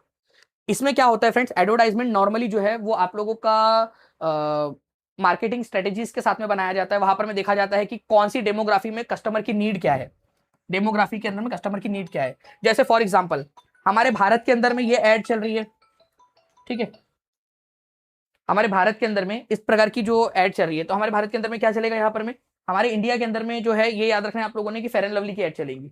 ओके, क्योंकि यहाँ पर में क्या होता है, लोगों को गोरे होने का शौक ज्यादा है। लेकिन अगर मान लो डेमोग्राफिक नीड की जो मैं बात कर रहा हूँ कि कस्टमर की नीड के हिसाब से एडवर्टाइजमेंट बनाए जाते हैं। फॉर एग्जाम्पल नाइजीरिया के न्यूज़पेपर में एक ऐसा एडवर्टाइजमेंट आया। अब वहां पर मैं मान लो कि गोरा होना जो है वो बुरी बात है, यार गोरा हूं मैं इतना, मेरे को तो कोई पहचानता ही नहीं, मैं इतना खराब क्यों, यशोमती मैया से बोले नंदलाला, राधा क्यों काली मैं क्यों गोरा, ठीक है, मान लो उधर ऐसा कुछ होता होगा तो, ठीक है। तो फिर हम वहां पर में क्या ऐड देंगे न्यूज़पेपर में, ठीक है, become black in just 7 days with black and handsome cream. Nigeria के अंदर में बस ये हमारा क्रीम लगाओ और 7 दिन के अंदर में बिल्कुल ब्लैक एंड हैंडसम हो जाओ। ओके, तो ये एक एडवर्टाइजमेंट। तो बेसिकली आपको एक कंसेप्ट यहां पर मैं समझाना चाहता हूं कि कस्टमर की नीड्स और डेमोग्राफिक्स, मतलब कि वहां की डेमोग्राफिक कितने लोग जो है किस एज के है वगैरह वगैरह, और कस्टमर की नीड क्या है, ठीक है, उसके अनुसार एडवर्टाइजमेंट निकाले जाते हैं। ओके, अब कई बार क्या होता है ना फ्रेंड्स, एडवर्टाइजमेंट जो है वो बड़ी बड़ी कंपनियां ही कर पाती है, बड़ी बड़ी कंपनियां एडवर्टाइजमेंट कर पाती है। तो छोटे जो लोग हैं, जो छोटे दुकानदार है, वो एडवर्टाइजमेंट कर पाएंगे क्या? आप में से कितने लोग हो के घर पे कोई दुकान या कोई छोटा मोटा बिजनेस है, ठीक है, या फिर मान लीजिए कि कोई आपके पहचान में है जिनकी छोटी मोटी दुकान है या शॉप है या सब्जी वगैरह बेचते हैं, ठीक है, तो आप उतने बड़े बड़े एडवर्टाइजमेंट नहीं कर सकते जितनी बड़ी बड़ी कंपनी कर सकती है। तो एडवर्टाइजमेंट को चलाने में, ठीक है, उसको शो करने में, प्रोड्यूस करने में एडवर्टाइजमेंट को बहुत ज्यादा पैसा लगता है, ठीक है। ये बड़ी बड़ी हीरोइन जो है वो क्या लग रही है इनको कि ये इनको जो है रात में उठती है ये और इनको मैगी खाने का मन करता है, तो आहा मेरी मैगी मेरी फेवरेट है, मैं मैगी की ऐड करूंगी। खुद तो कभी खाती नहीं होंगी मैगी, ठीक है, क्यों वो चमकते हुए दिखना है ना तुमको एकदम, वहां पर में हीरोइन टाइप का तुमको वो मिल जाए करके, एकदम बहुत सारे पैसे मिल जाए मूवीज के अंदर में, और हम लोगों को मुटल्ला कर देते हो तुम ये खिला खिला के, ठीक है। और खुद तो कभी खाते नहीं होंगे वो, कोई चाउमीन की ऐड कर रहा है, कोई शेजवान राइस की, कभी वो लोग खुद तो खाते नहीं होंगे, ठीक है? लेकिन ये क्या करते हैं फ्रेंड्स, बड़े बड़े पैसे लेकर जो है वो ऐड करते हैं। इससे क्या होता है कि केवल बड़ी कंपनीज को ही फायदा हो पाता है एडवर्टाइजमेंट से। दूसरी एक चीज और है, मैं एक चीज बताना चाहता हूँ थोड़ा सा, बस मैं आप लोगों से चाहूंगा कि आप इस पर ध्यान दे दीजिए थोड़ा सा, ठीक है। हमारे डेमोक्रेसी के अंदर में फ्रेंड्स सभी लोगों को इक्वलिटी के साथ में देखना चाहिए, लेकिन एडवर्टाइजमेंट क्या करता है, लोगों के अंदर में डिसरिस्पेक्ट करता है। कैसे? अब मान लीजिए आपने ऐड में देखा होगा कि ऐड में अगर बर्गर की ऐड है तो ये इस तरीके के बच्चे दिखाए जाते हैं, गोरे गोरे बच्चे, अमीर बच्चे दिखाए जाते हैं। कभी ऐसा दिखाया जाता है क्या कि बर्गर के अंदर में ये नाक बहरी है, ठीक है, बच्चा ऐसे खा रहा है, ऐसे दिखाया जाता है क्या? आप लोग खुद बताइए मुझे, ऐसे दिखाया जाता है क्या कभी? तो मतलब ये लोग अच्छे हैं और ये लोग खराब है। एक तरीके से क्या हो रहा है यहाँ पर में, डिस्क्रिमिनेशन हो गया है। एक तरीके से इन लोगों के अंदर में हीन भावना पैदा कर दी गई है कि ये अच्छे हैं, हम खराब क्वालिटी खराब लोग हैं, ठीक है। तो एडवर्टाइजमेंट जो है क्या होता है, कई बार जो है हमारे जीवन को महत्व नहीं देता, ठीक है, महत्वहीन बनाने की कोशिश करता है। फिर उसके बाद में जो है फ्रेंड्स, जो लोग उसको नहीं खरीद पाते उनके अंदर में जो है वो थोड़ी सी हीन भावना पैदा होती है। मैं हमेशा सोचता हूँ, जब मैंने ये पीपीटी बनाई थी ना, तब भी मैं सोच रहा था बहुत देर तक, जब जब मैंने इमेज डाली थी, एक स्टोरी चली थी माइंड में कि सोच लो कि एक प्यारी सी छोटी सी बच्ची है, वो एक होर्डिंग को देख रही है, उसके ऊपर में ना एक बहुत अच्छे सा कपड़े है, लड़की है तो ऑब्वियस बात है, आपको पता है कि नेचुरली होता है ना कि भाई कपड़े चाहिए करके, झुमके चाहिए, वो एक एडवर्टाइजमेंट देख रही है, ठीक है, एक होर्डिंग लगी हुई है कि काश मेरे पास में भी वो वाली चप्पल होती, वो वाली सैंडल होती, मेरे पास में भी वो वाले कपड़े होते, काश मेरे पास में भी वो झुमके होते। और उसके पिताजी मान लो कि रिक्शा चलाते हैं और वो अपनी बच्ची को देख रहे, बहुत प्यारी सी बच्ची है उनकी, वो हमेशा चाहते थे कि एक बच्ची हो उनकी, बेटी हो, और वो सोच रहे हैं, ये लड़की सोच रही है कि काश मेरे पास में होती, और वो पिता सोच रहा है कि मैं कितना अभागा हूं, मैं अपनी बच्ची को वो चीज नहीं दिला पा रहा हूं, मैं अपनी बेटी को, मेरी बेटी वो चाहती है लेकिन मैं उसको नहीं दिला पा रहा हूं। उसके मन उनको हीनता का भाव आ रहा है, ये बच्ची जो है वो उसके अंदर में आ रहा है कि मैं नहीं खरीद पा रही हूँ, है ना। तो ये एडवर्टाइजमेंट्स क्या करते हैं फ्रेंड्स, कई बार जो है आप लोगों को इनइक्वालिटी पैदा करते हैं समाज के अंदर में, पुअर्टी, डिस्क्रिमिनेशन, डिग्निटी के ऊपर में जो आघात है वो करते हैं। और ये इतनी बड़ी कहानी मैंने आप लोगों को बिना मतलब के नहीं, आपके एग्जाम पॉइंट ऑफ व्यू से सिखाई है। आप लोग देखिए यहाँ पर में एग्जाम के अंदर में भी क्वेश्चन आता है, एडवर्टाइजमेंट जो है क्या प्रमोट करते हैं, ठीक है, समानता लेकर आते हैं क्या, इक्वालिटी लेकर आते हैं क्या समाज में, अभी पूरी की पूरी कहानी बताइए आपको, क्या सोशल जस्टिस लेकर आ रहे हैं, ठीक है, केवल उपयोगिता उत्पादों के लिए होते हैं एडवर्टाइजमेंट, नहीं, ये सोशल इनइक्वालिटी पैदा करते हैं कई बार। अभी पूरी आपको बताया कि किस तरीके से जो है लोग, केवल अमीर बच्चों को दिखाया जाता, गरीब बच्चों को नहीं दिखाया जाता, गोरे बच्चों को दिखाया जाता, जो जो सावले श्याम वर्ण के जो होते हैं, ठीक है, भगवान वाले रंग के जो बच्चे होते हैं उन लोगों को नहीं दिखाया जाता, ठीक है। तो एक तरीके से इनइक्वालिटी पैदा करने की कोशिश होती है यहाँ पर, सामाजिक असमानता। मैंने बहुत ही मार्मिक तरीके से एकदम अच्छे से कंसेप्चुअल आप लोगों को अंडरस्टैंडिंग जनरेट करा दी है कि क्यों इसका आंसर ऑप्शन नंबर बी होगा। आई होप आपको समझ में आ गया होगा ये। ओके, अगर हाँ तो हाथ ऊपर करके बता दीजिए जल्दी से कि समझ में आ गया है सर, ठीक है। ऐसे ही मैं आपको आसान भाषा में हर एक कंटेंट, हर एक सब्जेक्ट आपको समझा दूंगा। चलिए, तो आपने देखा है, अभी आपको बताया मैंने कि कैसे किस तरीके से जो है वो लव्ड वंस, आप बेस्ट जो है केयर नहीं कर पा रहे हो अपने लव्ड वंस की, ठीक है, वो फीलिंग कई बार आ जाती है लोगों के अंदर में। सामाजिक विज्ञापन का तात्पर्य क्या है, चलिए ये बताइए आप लोग, सामाजिक विज्ञापन से क्या तात्पर्य है। सर टेस्ट कहा, मुझे टेस्ट मैंने आपको बताया कि आज भी आपको टेस्ट मिल जाएंगे। आप लोगों ने क्या करना है, टीचिंग परीक्षा के चैनल को सबसे पहले तो सब्सक्राइब कर लेना है, एक बार चेक कर लीजिए कि आपने सब्सक्राइब किया है या नहीं। चैनल को सब्सक्राइब कर लेंगे और फिर उसके बाद में टीचिंग परीक्षा एप्लीकेशन भी डाउनलोड कर लेना, वहां पर मैं आपको पूरी टेस्ट मिल जाएंगी, बिल्कुल फ्री है सारी की सारी टेस्ट। और सेशन को लाइक जरूर कर देंगे, और बहुत पास हम लोग पहुंच गए फ्रेंड्स 1500 के। तो सभी बच्चे, जिन बच्चों ने सेशन को लाइक कर दिया, एक बार हाथ ऊपर करके बता देंगे। देखिए, सामाजिक विज्ञापन का मतलब क्या होता है, सामाजिक विज्ञापन का मतलब जो है फ्रेंड सिंपल सा होता है, जो समाज के अंदर में कुछ ना कुछ जागृति लाने के लिए, अवेयरनेस पैदा करने के लिए किया जाता है, अवेयरनेस के लिए। जैसे बेटी बचाओ बेटी पढ़ाओ, ठीक है, जल ही जीवन है, पानी बचाओ, ओके, या जो शारीरिक रूप से अक्षम जो लोग होते हैं उन लोगों के साथ में अच्छा व्यवहार करो, ठीक है। तो सरकार, कई बार सरकार निकालती है सामाजिक विज्ञापन, कई बार जो है जो प्राइवेट एनजीओज वगैरह होते हैं वो भी निकालते हैं समाज में जागरूकता पैदा करने के लिए। सामाजिक समारोह में विज्ञापन बनाना नहीं, ठीक है। Branding people from different sections of society in creating advertisement, विज्ञापन बनाने में समाज के विभिन्न वर्गों को खिलना लाना, creating advertisement with social message जिसमें दिया जाता है सामाजिक संदेश, बेटी बचाओ बेटी पढ़ाओ, जल जीवन है, रास्ते के ऊपर में सही से चलो, ठीक है। तो ये जो होता है ये सामाजिक विज्ञापन का एग्जाम्पल है। तो सामाजिक विज्ञापन के अंदर में save girl child, think a world without अस, ये बच्ची बोल रही है कि सोचो कि अगर हम ही ना हो दुनिया में तो क्या होगा। तो एक तरीके से ये विज्ञापन क्या है, सामाजिक अवेयरनेस पैदा कर रहा है। सोशल एडवर्टाइजमेंट जो है फ्रेंड्स, ये राज्य के द्वारा, मतलब सरकार के द्वारा भी निकाला जा सकता है और प्राइवेट एजेंसीज के द्वारा भी निकाला जा सकता है। ये लिखो आप लोग, सोशल एडवर्टाइजमेंट का मतलब क्या है, अभी आपको बताया कि कोई ना कोई एक मैसेज दिया जाएगा, कोई ना कोई मैसेज या कोई संदेश, सामाजिक संदेश दिया जाएगा, तो हो सकता है सरकार इसको निकाले, हो सकता है कोई प्राइवेट एजेंसी इसको निकाले। प्राइवेट एजेंसी मतलब कोई एनजीओ हो सकता है, जैसे रिलायंस फाउंडेशन वगैरह होते हैं, वो भी कई बार एडवर्टाइजमेंट निकालते हैं, ठीक है, समाज को मैसेज देने के लिए। कोई उनका प्रॉफिट नहीं होता है कई बार, ठीक है, प्रॉफिट नहीं होता लेकिन उनको समाज को मैसेज देना होता है, तो प्राइवेट एजेंसी भी निकाल सकती है। तो प्राइवेट और सरकारी, सरकार और प्राइवेट एजेंसी दोनों भी सोशल मैसेजिंग के लिए सोशल एडवर्टाइजमेंट निकाल सकती है। जैसे educational rights for disabled children है, उनको भी एजुकेशनल राइट है, उनको भी पढ़ाया जाए, ऐसा कोई एडवर्टाइजमेंट निकाला गया, तो वो क्या समाज में एक मैसेज देने के लिए निकाला गया। ओके, चल, तो सरकार और निजी संस्थाएं दोनों ही इस तरह के विज्ञापन को निकाल सकती है, ये याद रखना है आप लोगों ने, ठीक है। और समाज में मैसेज देने के लिए किया जाता है, कोई एक सोशल मैसेज देने के लिए एडवर्टाइजमेंट निकाला जाता है, ना कि प्रॉफिट कमाने के लिए। ठीक है, बाकी मैं आप लोगों को बता दूं, अभी आगे में हम लोग और भी बहुत सारी जो है फ्रेंड्स चीजें पढ़ने वाले हैं। ओके, लेकिन आपको उससे पहले आगे बता दूं कि आज जो है हमारा ये 5th नंबर का लेक्चर है। ठीक है, polity part 1, part 2, part 3, part 4, part 5 भी आज होगा, तो आप पूरा अच्छे से देखिए आप, और जो टेस्ट है उसको जरूर अटेम्प्ट करिएगा। टेस्ट अटेम्प्ट करने के लिए कुछ नहीं, बस आपको चैनल को सब्सक्राइब कर लेना है, टीचिंग परीक्षा चैनल को भी जो आप देख रहे हो। ठीक है, एक बार चेक कर लीजिए आपने चैनल को सब्सक्राइब किया है या नहीं। अगर चैनल को सब्सक्राइब किया है तो पहली सीढ़ी आपने पार कर ली है। दूसरी चीज आप लोगों की है टीचिंग परीक्षा एप्लीकेशन डाउनलोड करना है। वहां पर मैं आप लोगों को लाइव प्लस रिकॉर्डेड कोर्सेज में जाऊंगे, वाईटी सीटेट या प्लेलिस्ट दोनों में से कोई भी सर्च करोगे आपको मिल जाएगा वो चीज। अब बताइए इनमें से कौन सा वाला जो है सामाजिक विज्ञापन का एग्जाम्पल है।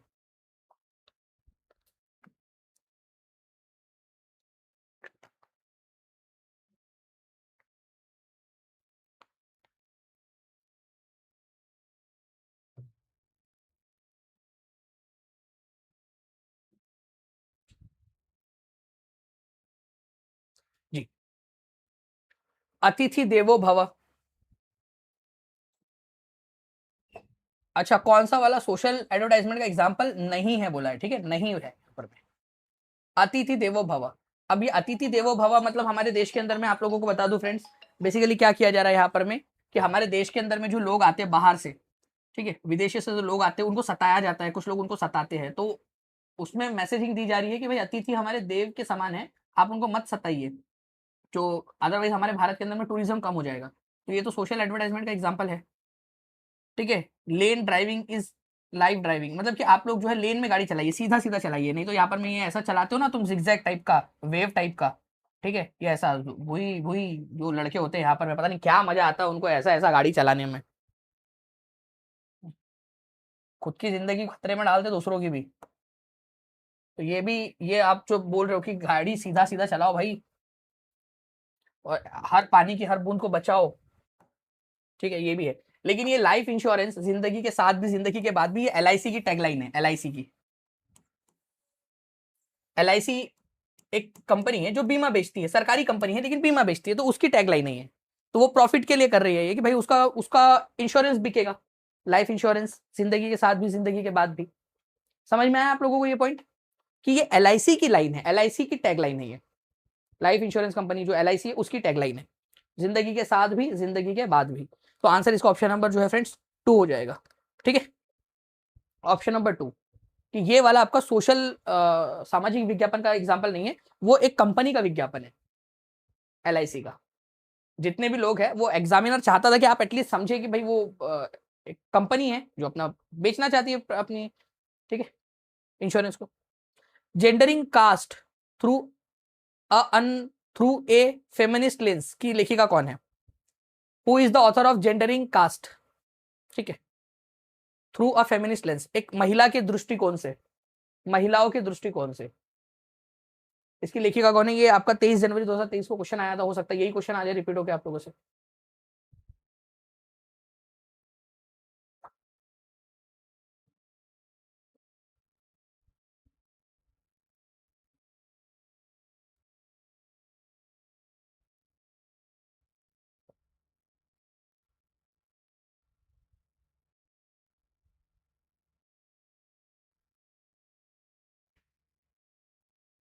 जी, तो देखिए फ्रेंड्स, ये उमा चक्रवर्ती जो है, ठीक है, इनकी एक पुस्तक है, इसके अंदर में उन्होंने जो है फ्रेंड्स ये बताया कि किस तरीके से कास्ट और जेंडर इंटरेक्ट करते हैं। ओके, कास्ट और जेंडर की लड़कियां और लड़कियों के साथ में भी वैसे ही व्यवहार होता है जैसे कास्टिज्म के अंदर में होता है। तो जेंडरिंग कास्ट के अंदर में उमा चक्रवर्ती जो है उन्होंने इसको पूरा का पूरा इसका वर्णन किया है। ठीक है, gendering caste through a feminist lens, महिलाओं के दृष्टिकोण से कास्ट और जेंडर दोनों को एक तरीके से देखने की कोशिश की है उन्होंने, महिलाओं के साथ में कैसा व्यवहार होता है, महिलाओं को कितनी यातनाएं झेलनी पड़ती है, वो सारी चीजों का उन्होंने वर्णन किया है। पंडिता रमाबाई के बारे में बात करें तो ये संस्कृत की महान विदुषी थी, मतलब बहुत बड़ी संस्कृत की ज्ञाता थी, स्कॉलर थी। ठीक है, उन्होंने शारदा सदन की स्थापना की थी 1889 के अंदर में, जहां पर में विधवाओं को एजुकेशन दिया जाता था, उनके लिए विधवा गृह की भी उन्होंने स्थापना की थी, शारदा सदन। तो शारदा सदन पंडिता रमाबाई ने की थी। पंडिता रमाबाई संस्कृत की एक बहुत बड़ी जानकार और उनको पंडिता इसलिए बोला गया था क्योंकि उन्होंने उस समय में संस्कृत सीख लिया था जिस समय में बाकी लोग संस्कृत के बारे में जानते भी नहीं, मतलब महिलाओं को पढ़ने की अनुमति भी नहीं थी उस समय में। बाकी एक और है फ्रेंड्स, बेगम रुकैया शेखावत हुसैन, उन्होंने पटना और कलकत्ता के अंदर में लड़कियों के लिए स्कूल खोले थे। ठीक है, दिसंबर 2021 के अंदर में क्वेश्चन आया था कि पटना में और कलकत्ता में किसने खोला था। सुल्ताना का स्वप्न वो बेगम रुकैया शेखावत हुसैन ने खोला, जो है लिखा है। अमार जीवन, ठीक है, किसी भी भारतीय महिला के द्वारा पहली ज्ञात आत्मकथा, ठीक है, अमार जीवन राज सुंदरी देवी ने लिखा। 10 जनवरी 2023 के शिफ्ट के अंदर में पूछा गया था ये क्वेश्चन। ठीक है, बाकी अंतर्राष्ट्रीय महिला दिवस कब मनाया जाता है ये आप लोग मुझे कमेंट के अंदर में बताइए। अंतर्राष्ट्रीय महिला दिवस कब मनाया जाता है, जल्दी से आप लोग बताएंगे। इसका स्क्रीनशॉट ले लो चाहे जल्दी से आप लोग, क्योंकि अगर ये क्वेश्चन वापस से आता है तो आप लोग आंसर कर पाओगे इसके अंदर में। ठीक है, अब महिलाओं से रिलेटेड ही फ्रेंड्स एक कानून पास हुआ था महिलाओं को उनके अधिकार देने के लिए। कैसे, इस कानून के बारे में थोड़ा सा जानते हैं। एक्चुअली पहले क्या था हिंदू सक्सेशन के अंदर में या हिंदू उत्तराधिकार के अंदर में, कि अगर कोई एक पिता है, मान लो ये राजू है, ठीक है, अब ये राजू जो है वो मर गया, ठीक है, उसके जो है यहां पर में उसके मान लो कि राजू के 6 लड़के हैं, ठीक है, 6 इसके जो है मेल बच्चे हैं, 4 उसकी फीमेल बच्चियां हैं, 10 बच्चे हैं उसके, और एक पत्नी है उसकी। ठीक है, राजू, ठीक है, और यहां पर में एक उसकी वाइफ है। ठीक है, वाइफ। अब राजू मर गया, राजू के पास में मान लो 100 करोड़ की प्रॉपर्टी है, राजू मर गया, तो अब ये 100 करोड़ रुपए जो ये 6 लोगों में बंटते थे पहले, लड़कों में केवल, लड़कियों में और उनकी माता में वो संपत्ति नहीं जाती थी हिंदू सक्सेशन अमेंडमेंट एक्ट के पहले। लेकिन जब ये अमेंडमेंट किया गया, अमेंडमेंट इसमें ये बोला गया कि भाई अब केवल लड़कों में नहीं, लड़कों में, लड़कियों में उसके, और उसकी जितनी भी पत्नियां हैं, मतलब उन बच्चों की माएँ जितनी भी है उनके अंदर में भी बटेंगी। ठीक है, मतलब वाइफ, डॉटर्स और सन। ठीक है, तो जहां पर में भी आपको दिख रहा है पत्नी में जितने भी पुत्र है या पुत्रों है उनमें, और जितने भी लड़कियां है उनमें समान रूप से बांटेंगी। ये हिंदू उत्तराधिकार संशोधन अधिनियम 2005 का मूल जो है फ्रेंड्स है पूरा का पूरा, बेटों में, बेटियों में और उनकी माताओं में। अब माताओं में क्यों बोला है कई बार, क्योंकि एक से ज्यादा पत्नियां भी तो हो सकती है, कि राजू जो है वो बोल रहा है यार कि राजू ने एक वाइफ की, मतलब उसकी 2 वाइफ है मान लो, ठीक है, और 2 वाइफ से जो है 2 वाइफ है, पहली वाइफ से उसके 10 बच्चे हैं, और दूसरी वाइफ से यहाँ पर में 5 और लड़के हो गए उसको, 5 मेल और हो गए उसको। तो अब यहाँ पर में ये 15 बच्चों में और 2 पत्नी, मतलब 17 लोगों के अंदर में 100 करोड़ रुपए बटेंगे। ठीक है, चलो, तो कई बार होता है ना ऐसा कि लड़कों में, लड़कियों में और उनकी माताओं में, माताओं इसलिए बोला गया यहाँ पर भी कि अगर एक से ज्यादा माताएं हैं, मतलब ऑब्वियस सी बात है कि बच्चा आधा आधा तो पैदा नहीं होगा, आधा ही इस महिला से आधा उस माता है, मतलब कि जो बच्चे बच्ची है अगर उसकी एक से अधिक शादियां हो रखी है राजू की, तो उस केस के अंदर में। ओके, नाउ अब यहां पर मैं देखिए क्वेश्चन इसी से रिलेटेड पूछा गया। यहां पर मैं एक और चीज है कि ये सारे राज्यों में अप्लाई होता है, सारे राज्यों में और सारी यूनियन टेरिटरीज के अंदर में। तो अगर यहां पर मैं बोल दिया जाए कि भाई ये केवल कुछ ही राज्यों में अप्लाई होता है, नहीं, ये सारे पूरे देश भर में अप्लाई होता है। ठीक है, उसके बाद में ये लार्ज नंबर ऑफ वुमेन जो है, महिलाएं जो है, उनको बेनिफिट देता है, क्योंकि पहले उनके पास में अधिकार ही नहीं था।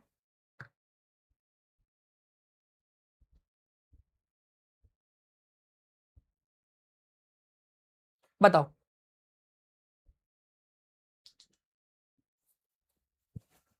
हिंदू उत्तराधिकार अधिनियम धारा 2005 निम्नलिखित में से किस कारण हेतु लैंगिक समानता की ओर एक कदम है।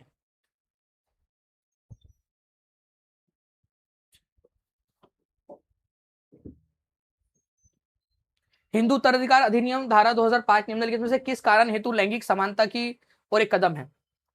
यह बेटियों को विवाह के बाद भी पैतृक कुल नाम रखने की मतलब उनका नाम सरनेम रखने की अनुमति देता है क्या? सरनेम से क्या लेना देना ये हिंदू उत्तराधिकार अधिनियम का। बेटियों को पिता की संपत्ति में अधिकार दिलाता है, ये बिल्कुल सही है। यह सबसे बड़ी संतान लड़का या लड़की को पिता का उत्तराधिकारी मानता है, मतलब जो भी सबसे बड़ा हो, लड़का हो लड़की, ऐसा नहीं है भाई, वो ज्येष्ठ अधिकार वो अलग है। यह केवल गैर वैवाहित बेटियों को पिता की जमीन पर अधिकार मानता है। अब देखिए यहां पर मैं एक चीज समझ में आ जाए, ये केवल गैर विवाहित नहीं, अगर लड़की की शादी हो गई, आप बताओ कितनी, आप में से कितनी लड़की है जिनकी शादी हो चुकी है, बेटी है और शादी हो गई है? तो अगर शादी हो गई लड़की की, तो क्या उस लड़की को अपने पिता की संपत्ति में से अधिकार नहीं मिलेगा? क्या ये जायज बात है? आप बताइए, क्या ये जायज है? जस्ट बिकॉज कि उस लड़की की शादी हो गई, ऐसा नहीं। ठीक है, ऐसा है तो फिर उस लड़के को भी नहीं मिलना चाहिए जिस लड़के की शादी हो गई है, उसको तो मिलता है। तो लड़की की शादी हो भी गई हो अगर, ठीक है, उस बेटी की, उस पिता की बेटी की शादी हो भी गई हो, तब भी उसका अपने पिता की संपत्ति के ऊपर में बराबर से अधिकार होगा। ठीक है, ये वाली बात है। ठीक है, तो गैर विवाहित बेटियों को ही पिता की जमीन पर हिस्सा मिलेगा, ये गलत है। विवाहित हो चाहे गैर विवाहित हो, उससे मैटर नहीं करता। अच्छा, यहां पर में देखिए एक क्वेश्चन है आपका, और 3 जनवरी 2022 को आया था। किस प्रकार से क्वेश्चंस बन सकते हैं वो सारे आपको बता रहा हूं मैं। एक बार जल्दी से शेयर कर देंगे फ्रेंड्स, 1500 लाइक के बहुत पास में हम लोग पहुंचते जा रहे हैं। तो जल्दी जल्दी से इस पर्टिकुलर क्वेश्चन का आंसर कर देंगे। हिंदू सक्सेशन एक्ट 2005 ने यह संभव बनाया कि, दो ऑप्शंस दिए गए आप लोगों को, कि बेटियों को माता पिता की संपत्ति में बराबर हिस्सा मिलेगा। ठीक है, man to have a right in their sisters dowry and property, पुरुषों को अपनी बहन के दहेज और संपत्ति में अधिकार होगा। दहेज में क्या बात करो यार, दहेज कहां से आ गया बीच में? ठीक है, दहेज में हिस्सा भाई को भी मिलेगा, ये कौन सी बात हो गई? तो हाँ, डॉटर्स को इक्वल शेयर मिलेगा अपने पेरेंट्स की प्रॉपर्टी के अंदर में, ये वाली बात आप लोगों की सही है। तो A is true, B is false. दोहरे भार का क्या संदर्भ है? अब देखिए ये इंपॉर्टेंट पॉइंट है, दोहरे भार का क्या संदर्भ है? डबल बर्डन, ये मैक्सिमम महिलाएं हमारे भारत के अंदर में फेस करती है।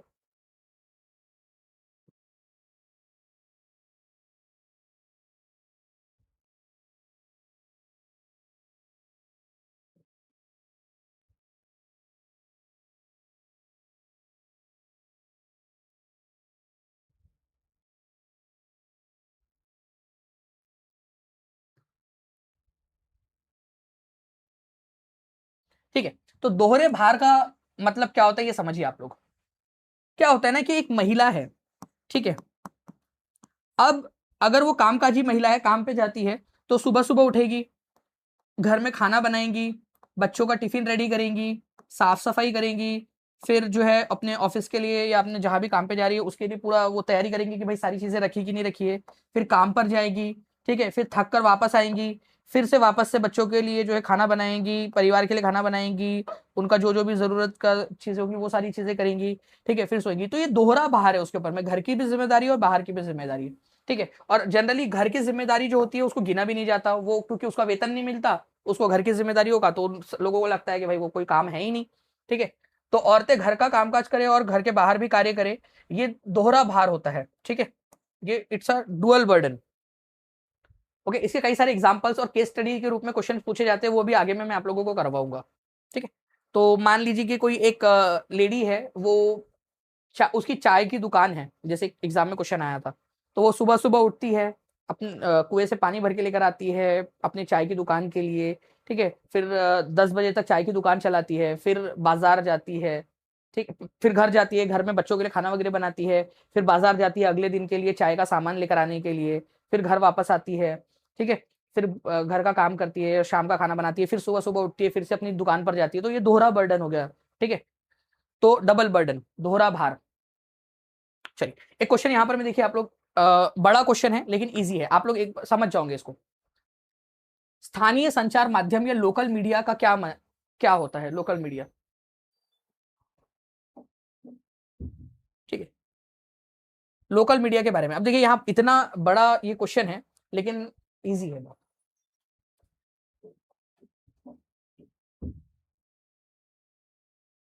यहीं पर एक इंपॉर्टेंट वाला जो लोकल मीडिया है उसके बारे में भी मैं आप लोगों को जानकारी दूंगा, उस पर क्वेश्चन अक्सर आते हैं।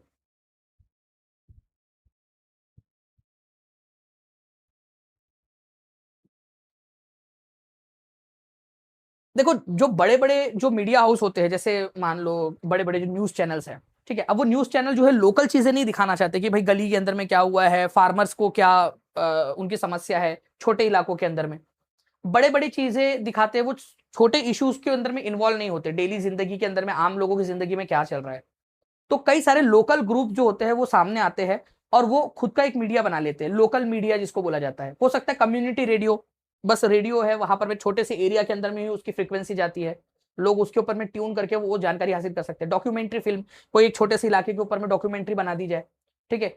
न्यूज़पेपर होते हैं, आजकल तो यूट्यूब आ गया, एक नया लोकल मीडिया आ गया। यूट्यूब के ऊपर में मान लीजिए कि आप कौन से शहर से रहते हो, बताओ जल्दी से, एक बार बता दो, कौन से राज्य कौन से शहर के अंदर में, एक बार फिर से बता दो जल्दी जल्दी से, ठीक है। मान लो आपने अपने एक यूट्यूब चैनल बनाया और आप अपने शहर के बारे में जानकारी दे रहे हो, जो भी शहर है बस उसके बारे में जानकारी आप पहुंचा रहे हो, तो वो भी एक तरीके से लोकल मीडिया हो गया। क्योंकि आपके शहर का हो सकता है कि वहां के बारे में लोग बड़े बड़े मीडिया हाउस जानकारी नहीं देते हो, लेकिन आपने क्या किया, आपने जानकारी देना स्टार्ट कर दिया वहां पर में, ठीक है।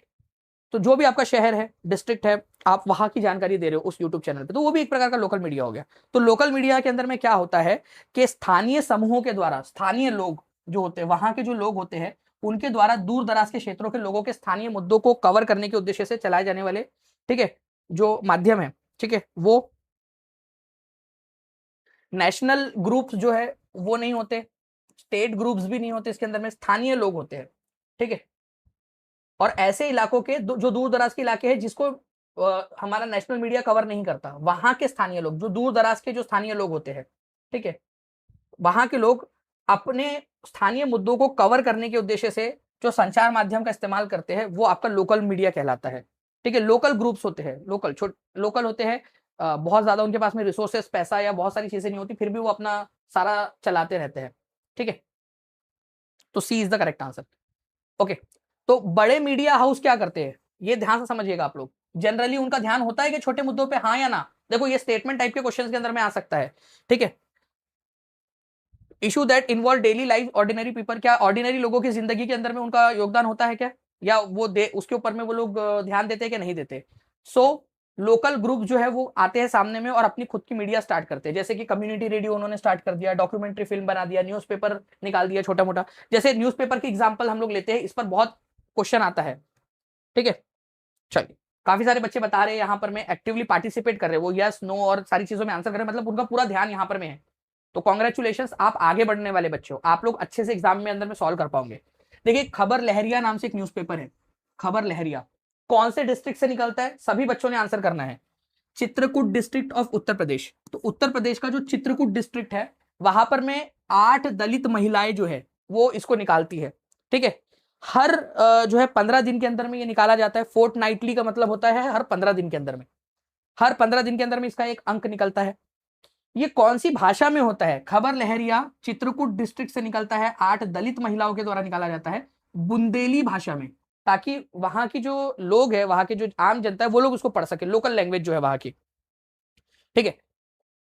तो ये जो 8 पेज का न्यूज़पेपर है, ये दलित इश्यूज को कवर करता है, वायलेंस जो है, जो हिंसा है उसको कवर करता है, महिलाओं के खिलाफ जो हो रही है, या जो पॉलिटिकल करप्शन हो रहा है उस इलाके के अंदर में, उसको कवर करता है। तो यहाँ अगर हम बड़े मीडिया हाउसेस की बात करें, जो देश का जो मीडिया है, वो यहाँ आकर चित्रकूट के अंदर में, चित्रकूट के दलित इश्यूज को तो उठाएगा नहीं वो, ठीक है। वो सोचता है कि भाई जहां ज्यादा टीआरपी मिलेंगी वहां से वो न्यूज दिखाता है वो। तो इस तरह से लोकल इश्यूज को हाईलाइट करने में लोकल मीडिया का बहुत बड़ा हाथ होता है। उसका एक बहुत ही क्लासिक एग्जाम्पल है खबर लहरिया, ठीक है। चित्रकूट डिस्ट्रिक्ट उत्तर प्रदेश, 8 दलित महिलाओं के द्वारा निकाला जाता है हर 15 दिन के अंदर में, ठीक है। और दलित इश्यूज को, कास्ट के जो वायलेंस है, जो जातिगत जो वायलेंस होता है उसको दिखाता है, ठीक है। महिलाओं के खिलाफ जो होते हैं उनको दिखाता है, जो चीजें होती है, पॉलिटिकल जो करप्शन है उनको दिखाता है, ठीक। इसके अलावा कम्युनिटी रेडियो भी यूज करते हैं, जैसे कि मान लीजिए कि आसपास के गांव के लोगों, आसपास के किसानों को संदेश पहुंचाना है कि भाई तूफान आने वाला है, ठीक है, या जो फसल है उसके दाम क्या चल रहे हैं। तो आप क्या कर सकते हो, एक कम्युनिटी रेडियो चालू कर सकते हो, बस वो एक छोटे से क्षेत्र के अंदर में ही बस उसकी फ्रीक्वेंसी जाएगी और किसानों को वो जानकारी मिल जाएगी। तो कम्युनिटी रेडियो भी एक बहुत अच्छा एग्जाम्पल है। कई सारे बार डॉक्यूमेंट्री बनाई जाती है, आप जिस जिले से हो उस जिले के ऊपर में एक डॉक्यूमेंट्री बनाना चाहोगे क्या आप लोग, ठीक है। मान लो अगर आपको मौका मिले, आप कौन से जिले से हो, आपको एक डॉक्यूमेंट्री आपके मोबाइल से भी आप बना सकते हो, कुछ भी नहीं है, ठीक है। सारी अच्छे से शूट कर लो, पहले स्क्रिप्ट लिख लो पूरी की पूरी, ठीक है, फिर उसकी जो क्लिपिंग्स है वो शूट कर लो और बैकग्राउंड वॉइस ओवर कर दो उसके ऊपर में, और अपना यूट्यूब चैनल बनाओ और उसके ऊपर में रिलीज कर दो कि भाई मान लीजिए जैसे आप जहां से भी हो, जैसे जैसे किसी ने लिखा सर पुणे से है, तो पुणे के अंदर में क्या होता है कि किस तरीके से अर्बनाइजेशन अब बढ़ता जा रहा है, मतलब शहरीकरण बढ़ रहा है, जिस वजह से गलियां छोटी हो रही है, कौन कौन से खाने की चीजें मिलती है, बहुत सारे लोग पढ़ाई लिखाई के लिए आते हैं, जॉब के लिए भी अब आ रहे हैं, बड़ी बड़ी कंपनीज के हेडक्वार्टर्स बनते जा रहे हैं। तो वो आप उसमें पूरा दिखा सकते हो, क्या अच्छी चीज हो रही है, फिर बाद में क्या खराब चीज हो रही है वो बता सकते हो। नागौर से है कुछ लोग यहाँ पर में, एमपी सागर जिला से है, ठीक है, नागपुर से भी है सलमान शेख जी, चलिए बिल्कुल आप उसके बारे में बता सकते हो। गोपालगंज से है, रेवड़ी से है, रेवा से भी है कई सारे, बहुत बढ़िया, रायपुर से है, पंजाब से है, गोपालगंज से है, ठीक है, दरभंगा से, बहुत बढ़िया। तो ऐसे ही आप जो है फ्रेंड्स जितनी भी जगह है अपने अपने इलाके में आप उसकी डॉक्यूमेंट्री बनाइए, ठीक है, और उसको रिलीज कर दीजिए यूट्यूब के ऊपर। तो ये भी एक तरीके से आप लोगों का लोकल मीडिया का ही काम करेगा, आप रियल लाइफ कंडीशन बता सकते हो वहां की, ठीक है, लोगों को। अब एक क्वेश्चन है यहां पर, मैं बताइए इसका आंसर क्या होगा।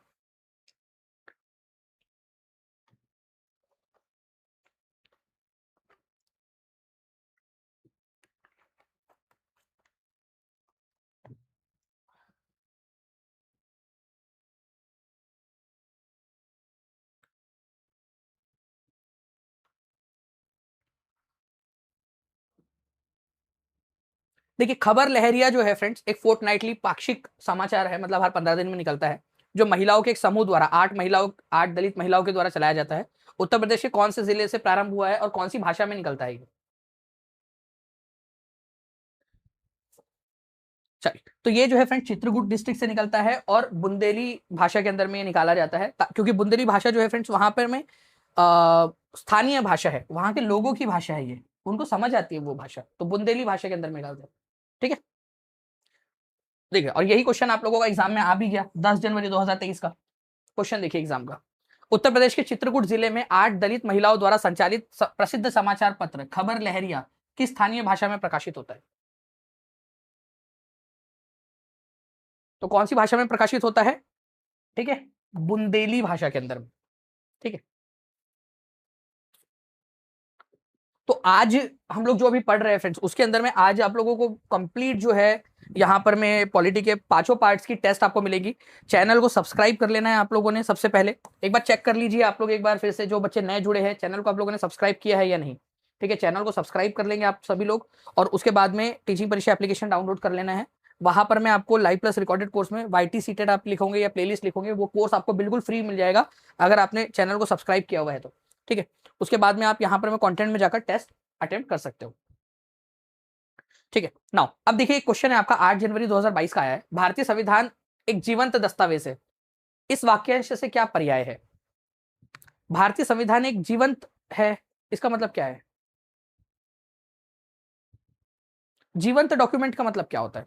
एंड 1500+ लाइक्स हो चुके हैं, लाइव का अभी आंकड़ा हमें पहुंचाना है, केवल 122 बच्चे हम लोग दूर है, जल्दी जल्दी से आप लोग सेशन को शेयर कर देंगे। तो भारतीय संविधान एक जीवंत दस्तावेज है, इसका मतलब, तो यार बफी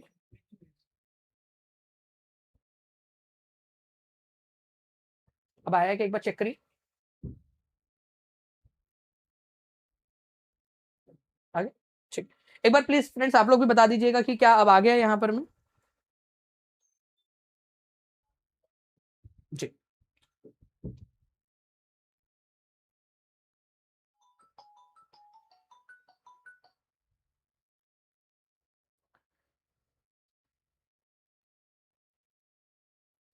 तो भारतीय संविधान एक जीवंत दस्तावेज है, इस वाक्यांश से क्या पर्याय है? ओके,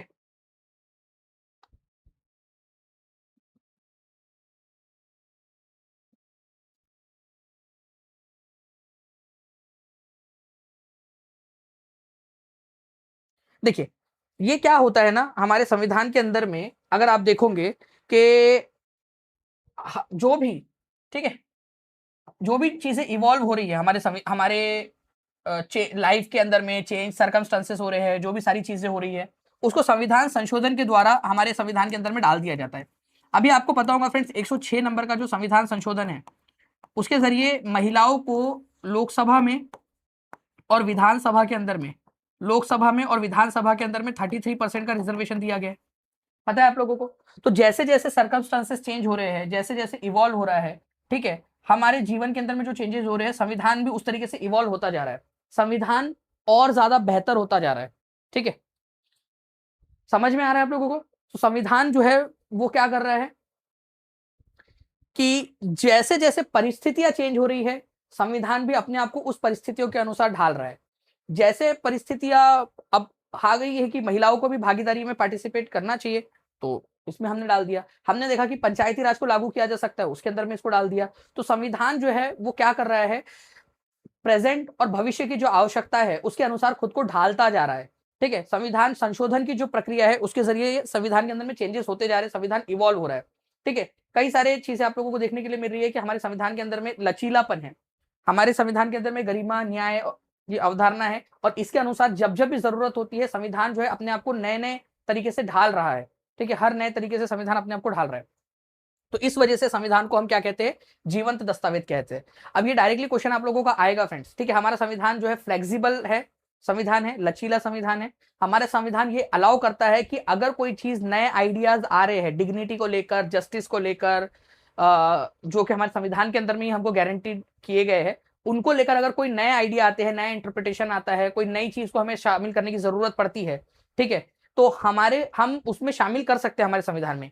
और यही चीज है कि हमारे संविधान को हम एक लिविंग डॉक्यूमेंट कहते हैं। ठीक है, एक जीवंत वृत्तांत है, जीवंत है, जीवंत दस्तावेज है जो जीवित है। ऐसा नहीं कि मर गया कि भाई बस जो लिख दिया बस लिख दिया। ठीक है, अभी भी वो इवॉल्व हो रहा है। इसी वजह से जो है फ्रेंड्स आंसर इसका ऑप्शन नंबर सी हो जाएगा।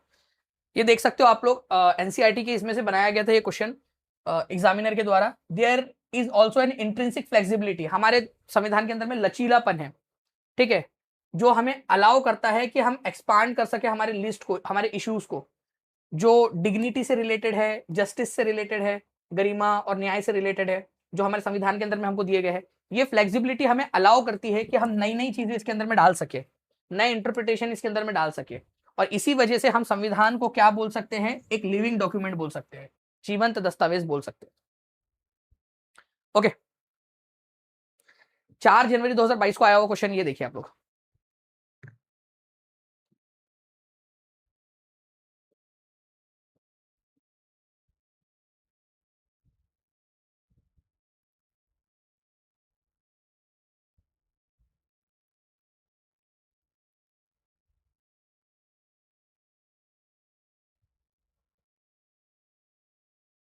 जी, तो देखिए यहाँ पर मैं अगर हम बात करेंगे संविधान के उद्देश्य के संबंध में निम्नलिखित कथनों पर विचार कीजिए और सही विकल्प का चयन कीजिए। तो संविधान का उद्देश्य किसी देश की राजनीतिक व्यवस्था की प्रकृति निर्धारित करना है। मतलब संविधान देखिए वो बताता है कि किस तरीके से वहां की राजनीति रहेंगी, वो संविधान में लिखा हुआ होता है पूरा का पूरा। ठीक है, संविधान ये आप लोगों को बताता है कि किस प्रकार से वो देश चलेगा, उस देश के नियम कायदे क्या होंगे, वो सारी की सारी चीजें उस देश के संविधान के अंदर में पहले से ही लिखे हुए होते हैं। ओके, चलिए, तो ये तो बिल्कुल सही है आप लोगों का पॉइंट। दूसरा वाला आप लोगों का बोला गया है यहाँ पर में कि संविधान का उद्देश्य देश के नागरिकों के सार्वजनिक और निजी जीवन का संचालन करना है। तो ये सार्वजनिक जीवन तो ठीक है, कि निजी जीवन, ठीक है, अब आपके निजी जीवन में क्या चल रहा है उसको संविधान का उससे क्या लेना देना है। ठीक है, पर्सनल लाइफ के अंदर में, हाँ पब्लिक लाइफ के आपके ठीक है इफेक्ट कर सकता है कि आपके यहाँ पर में पब्लिक लाइफ के अंदर में कि आप कैसे समाज में रह रहे हो। ठीक है, वहां कौन सी पार्टी की सरकार बन रही है, कौन सी नीति या लेकर आ रही है, वो कैसी व्यवस्था आपको दी जा रही है। सार्वजनिक जीवन के अंदर में, प्राइवेट लाइफ के अंदर में क्या फर्क पड़ रहा है आपके, वो संविधान प्राइवेट लाइफ को आपके कंट्रोल नहीं करता आपकी। ओके, कि भाई आपने जो है वो इसी से शादी करनी है, आपके यही वाले जो प्राइवेट लाइफ जो है आपकी उसके अंदर में कि आप इतने ही घंटे सो सकते हो, इससे ज्यादा घंटे आप सो नहीं सकते, ये निजी जीवन के अंदर में संचालन थोड़ी करता है वो। हाँ, सार्वजनिक जीवन को संचालित कर सकता है, निजी जीवन को नहीं करता। तो A is true, B is false, और एग्जाम का ओरिजिनल क्वेश्चन है ये। ठीक है, निम्नलिखित किस उद्देश्य का निर्वहन भारतीय संविधान नहीं करता है। जल्दी बताइए कि कौन सा वाला उद्देश्य है जिसका निर्वहन भारतीय संविधान नहीं करता है।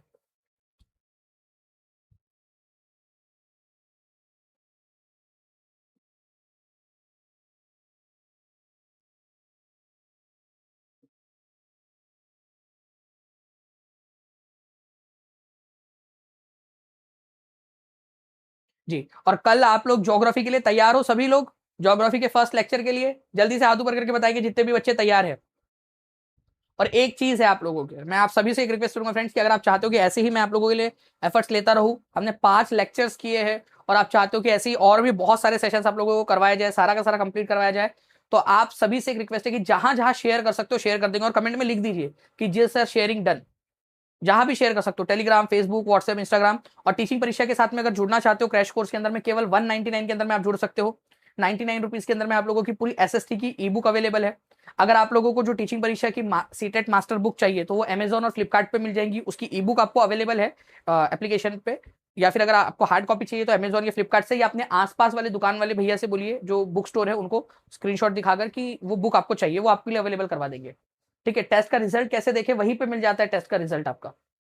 ठीक है, ओके। तो निम्नलिखित किस उद्देश्य का निर्वहन भारतीय संविधान नहीं करता? स्वयं को स्थिर बनाए रखना ताकि समाज की संरचनाएं अपरिवर्तित रहे।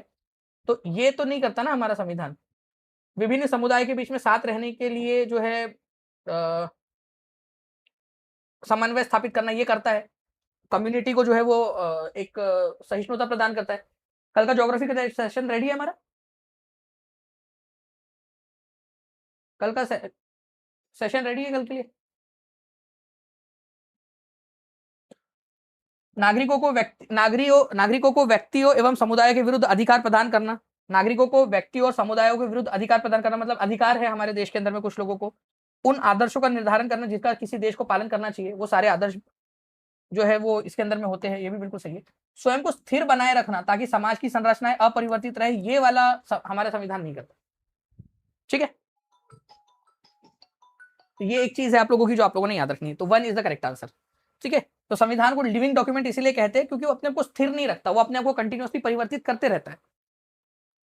निम्नलिखित में से किस अधिनियम ने भारतीय संविधान को सर्वाधिक प्रावधान प्रदान किए है, या फिर हमारे भारत के संविधान में कहां से सबसे ज्यादा चीजें हमने ली है? तो अंग्रेजों के समय में गवर्नमेंट ऑफ इंडिया एक्ट पास हुआ था। Government of India act 1935। इस कानून में जो चीजें थी उसमें से मैक्सिमम चीजें हमारे संविधान के अंदर में हमने अडॉप्ट की है 1935 के कानून से। सबसे ज्यादा संविधान में जो चीजें ली गई है वो गवर्नमेंट ऑफ इंडिया एक्ट 1935 से ली गई है।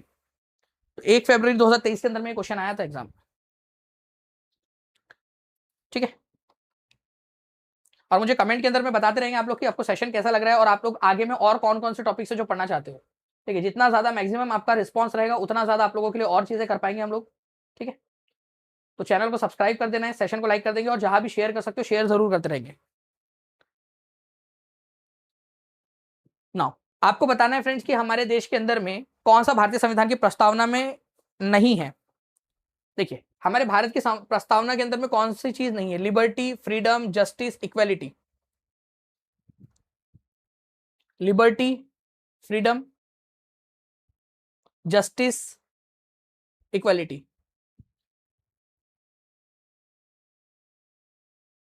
अब यहां पर मैं ना एक चीज ध्यान रखनी है, एग्जामिनर ने इंग्लिश वाली टर्मिनोलॉजी को जो है वो प्राथमिकता दी है। वैसे वहां लिखा हुआ भी होता है कि अगर हिंदी और इंग्लिश के अंदर में कहीं पे भी डिस्क्रिपेंसी आएंगी तो इंग्लिश वाला जो है वो प्रिवेल करेगा, इंग्लिश वाले को ज्यादा महत्व दिया जाएगा। तो अब यहाँ पर मैं आप लोग थोड़ा सा समझिए, ये भारत के प्रस्तावना के अंदर में we the people of India having solemnly resolve to constitute India into sovereign socialist secular democratic republic. ठीक है, ये सारे शब्द हो गए। न्याय शब्द, जस्टिस शब्द आया है हमारे संविधान के अंदर में, तो जस्टिस ठीक है, न्याय है प्रस्तावना के अंदर में। लिबर्टी शब्द आया है, ठीक है, लिबर्टी, ओके, स्वतंत्रता, लिबर्टी शब्द आया है। तो लिबर्टी देखो, यहां इंग्लिश वाला लिबर्टी देखना है आप लोगों ने, ठीक है, लिबर्टी इंग्लिश वाला। इक्वेलिटी शब्द आया है, ठीक है, तो इक्वेलिटी भी आया है। कहीं पे भी आप लोगों को फ्रीडम शब्द दिख रहा है क्या? अब हिंदी में आप देखोगे ना, यहां पर मैं हिंदी के अंदर में आप देखिए स्वतंत्रता, तो हिंदी के अंदर में यहां पर मैं आप लोगों को स्वतंत्रता दिख रही है, लेकिन इंग्लिश के अंदर में आप देखिए इंग्लिश वाले शब्द के साथ में बोला गया आपको, तो इंग्लिश वाली प्रियम्बल को माना गया है मेन।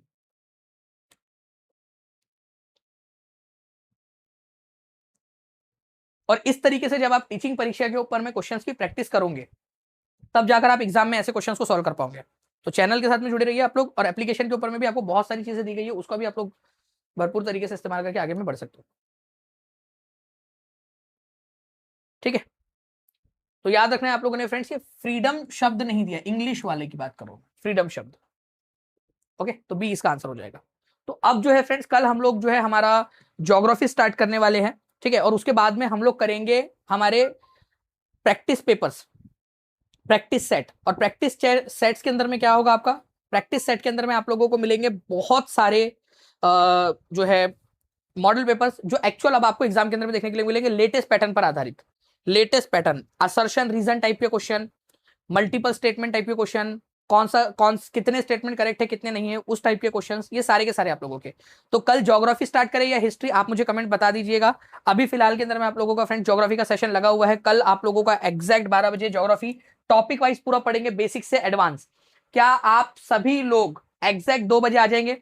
और मैं एक चीज यहां पर मैं देखूंगा कि आप लोगों ने क्या इस सेशन को जाकर लाइक करके नोटिफाई मी का बटन दबा दिया है, ठीक है, ताकि आप लोगों को नोटिफिकेशन मिल सके टाइमली। ओके, तो ये मैं एक बार चेक करूंगा। कल एग्जैक्ट लाइव आ जाना है आप लोगों ने। और टीचिंग परीक्षा का जो टेलीग्राम ग्रुप है उसके अंदर में भी जुड़ जाइए। टीचिंग परीक्षा के आप लोग जो है वो जो मैंने आपको कोर्स बताया उसके अंदर में भी आप लोग जुड़ सकते हो, जहां पर मैं आप पॉलिटी की पार्ट 1, पार्ट 2, पार्ट 3, पार्ट 4 और पार्ट 5 पांचों की आप लोगों को टेस्ट आज मिल जाएगी फ्रेंड्स। ओके, और ये टेस्ट आपकी 7 बजे से अवेलेबल रहेंगी, 7 बजे से आप लोग दे पाओगे, ठीक है, आगे में भी आप दे सकते हो। और ये पूरा का पूरा प्लेलिस्ट की लिंक नीचे में दी गई है हमारी पिंड कमेंट के अंदर में। प्लेलिस्ट की लिंक आपको डिस्क्रिप्शन में भी मिल जाएंगी, पॉलिटी की प्लेलिस्ट, ठीक है, तो उसको आप पढ़ लीजिएगा अच्छे से। जी हाँ, पहले वाले भी टेस्ट जाकर आप दे सकते हो अगर आपने चैनल को सब्सक्राइब किया हुआ है तो चैनल को सब्सक्राइब करना है आपने, ताकि वहां पर मैं आप लोगों के लिए सारी चीजें फ्री रहे फिर। ओके, तो ये है प्लेलिस्ट, आप देख लीजिए। और प्लेलिस्ट देखने के बाद में पहला चैप्टर, पहला part, part 2, part 3, part 4, part 5, ये पूरा अच्छे से देखिए। और कमेंट के अंदर में आंसर करते हुए उनको आंसर लगाते जाइए आप लोग, ठीक है। ओके जी, तो आप अगर आपने चौथा नंबर का नहीं देखा है तो उसको भी जाके देख लो, इसको भी देख लीजिए, आप पूरा का पूरा रिवीजन कर लीजिए और 7 बजे आप टेस्ट जरूर दीजिएगा आप लोग। ओके, और ये चीज आपको कहाँ मिलेंगी? टीचिंग परीक्षा के एप्लीकेशन पे। चैनल को सब्सक्राइब जिन बच्चों ने किया होगा, ठीक है, वो टीचिंग परीक्षा के एप्लीकेशन के ऊपर में उन लोगों के लिए ये, जैसे ही आप लाइव प्लस रिकॉर्डेड कोर्स में जाओगे, वाईटी से सीटेट प्लेलिस्ट सर्च करोगे, ठीक है, आप लोगों को बिल्कुल ये फ्री ऑफ कॉस्ट मिल जाएगा ये, ठीक है, वहां पर मैं आ जाएगा ज्वाइन फॉर फ्री, और फ्री में आप लोग ये सारे के सारे टेस्ट और सारी चीजें आप लोगों को वहां पर मैं देखने के लिए मिलेगी। ओके, चलिए, तो प्लेलिस्ट की लिंक भी दे दी गई है यहाँ पर मैं देख पा रहा हूँ। आप इस प्लेलिस्ट को पूरा अच्छे से देखिए आप लोग। और कोई भी और डाउट रहता है तो वो भी कमेंट में पूछ लीजिएगा। आपको सेशन कैसा लगा ये भी बताइए, मैं आप लोगों के लिए आगे में भी इसी तरीके के आप लोगों के लिए पूरे सेशन लेता रहूंगा। कल ज्योग्राफी हम लोग करने वाले हैं, ठीक है, और उसके बाद में हिस्ट्री भी हम लोग करेंगे, और उसके बाद में आपका जो पेडागॉगी है वो भी पूरा का पूरा हम लोग कंप्लीट करेंगे, ठीक है। तो जितना ज्यादा रिस्पॉन्स आपका रहेगा उतना ज्यादा हम लोग आप लोगों के लिए करते रहेंगे। टेस्ट कैसे मिलेगा? अभी मैंने आपको बताया कि टीचिंग परीक्षा चैनल को अगर आपने सब्सक्राइब कर लिया है, चैनल सब्सक्राइब है कि एक बार चेक कर लीजिए, चैनल सब्सक्राइब कर लेना है। फिर टीचिंग परीक्षा एप्लीकेशन डाउनलोड अगर आपका नहीं है तो चैनल टीचिंग परीक्षा एप्लीकेशन डाउनलोड कर लेंगे। एप्लीकेशन डाउनलोड करने के बाद में आपको जाना है लाइव प्लस रिकॉर्डेड कोर्स के अंदर में। लाइव प्लस रिकॉर्डेड कोर्स के अंदर में जाने के बाद में आप यहाँ से फ्री वाईटी या वाईटी सीटेड भी सर्च कर लोगे या प्लेलिस्ट सर्च कर लोगे, ऊपर में जो ऑप्शन आता है वहां पर में वाईटी सीटेड सर्च कर लेना है। अगर आपने चैनल को सब्सक्राइब किया हुआ होगा तो जैसे ही आप इस पर क्लिक करोगे आपको फ्री का ऑप्शन आ जाएगा, आप फ्रीली ज्वाइन हो जाओगे उसके अंदर। ओके, यूट्यूब वाले कैसे देंगे टेस्ट? वैसे ही देना, यूट्यूब वाले बच्चों को भी जाना है, एप्लीकेशन डाउनलोड करना है, फ्री में आपको मिल जाएगा वहां पर में। ओके, कल की टेस्ट में 64 आए थे। चलिए, इस बार कोशिश करिए कि आज और ज्यादा अच्छे नंबर लेकर आ सको। सारे इसके पीडीएफ भी वहीं पे मिल जाएंगे आपको, ठीक है। कल के टेस्ट में 95 आए थे, चलो बहुत अच्छी बात, कॉन्ग्रेचुलेशन। पीडीएफ भी वहीं पे मिल जाएंगी सारी की सारी। चलो, thank you very much friends, मिलते हैं हमारे नेक्स्ट लेक्चर के अंदर में। आप में से जितने बच्चों ने सेशन को लाइक कर दिया उन सभी लोगों का बहुत बहुत शुक्रिया। जहां भी जिन बच्चों ने शेयर कर दिया था उनका भी बहुत बहुत धन्यवाद। और ऐसे ही हम लोग जितना ज्यादा रिस्पॉन्स आपका रहेगा, जितना ज्यादा आप लोग शेयर करोगे अपने दोस्तों के साथ में, उतना ज्यादा क्लासेस में आप लोगों के लिए लेता रहूंगा। Thank you very much. CDP की एक क्लास है आप लोगों की आज शाम में 100 नंबर की, उसको जरूर देखना आप लोग, उस सेशन को लाइक कर देंगे आप लोग जल्दी से, ठीक है। सीडीपी की जो क्लास है वो जरूर देखिएगा आप लोग।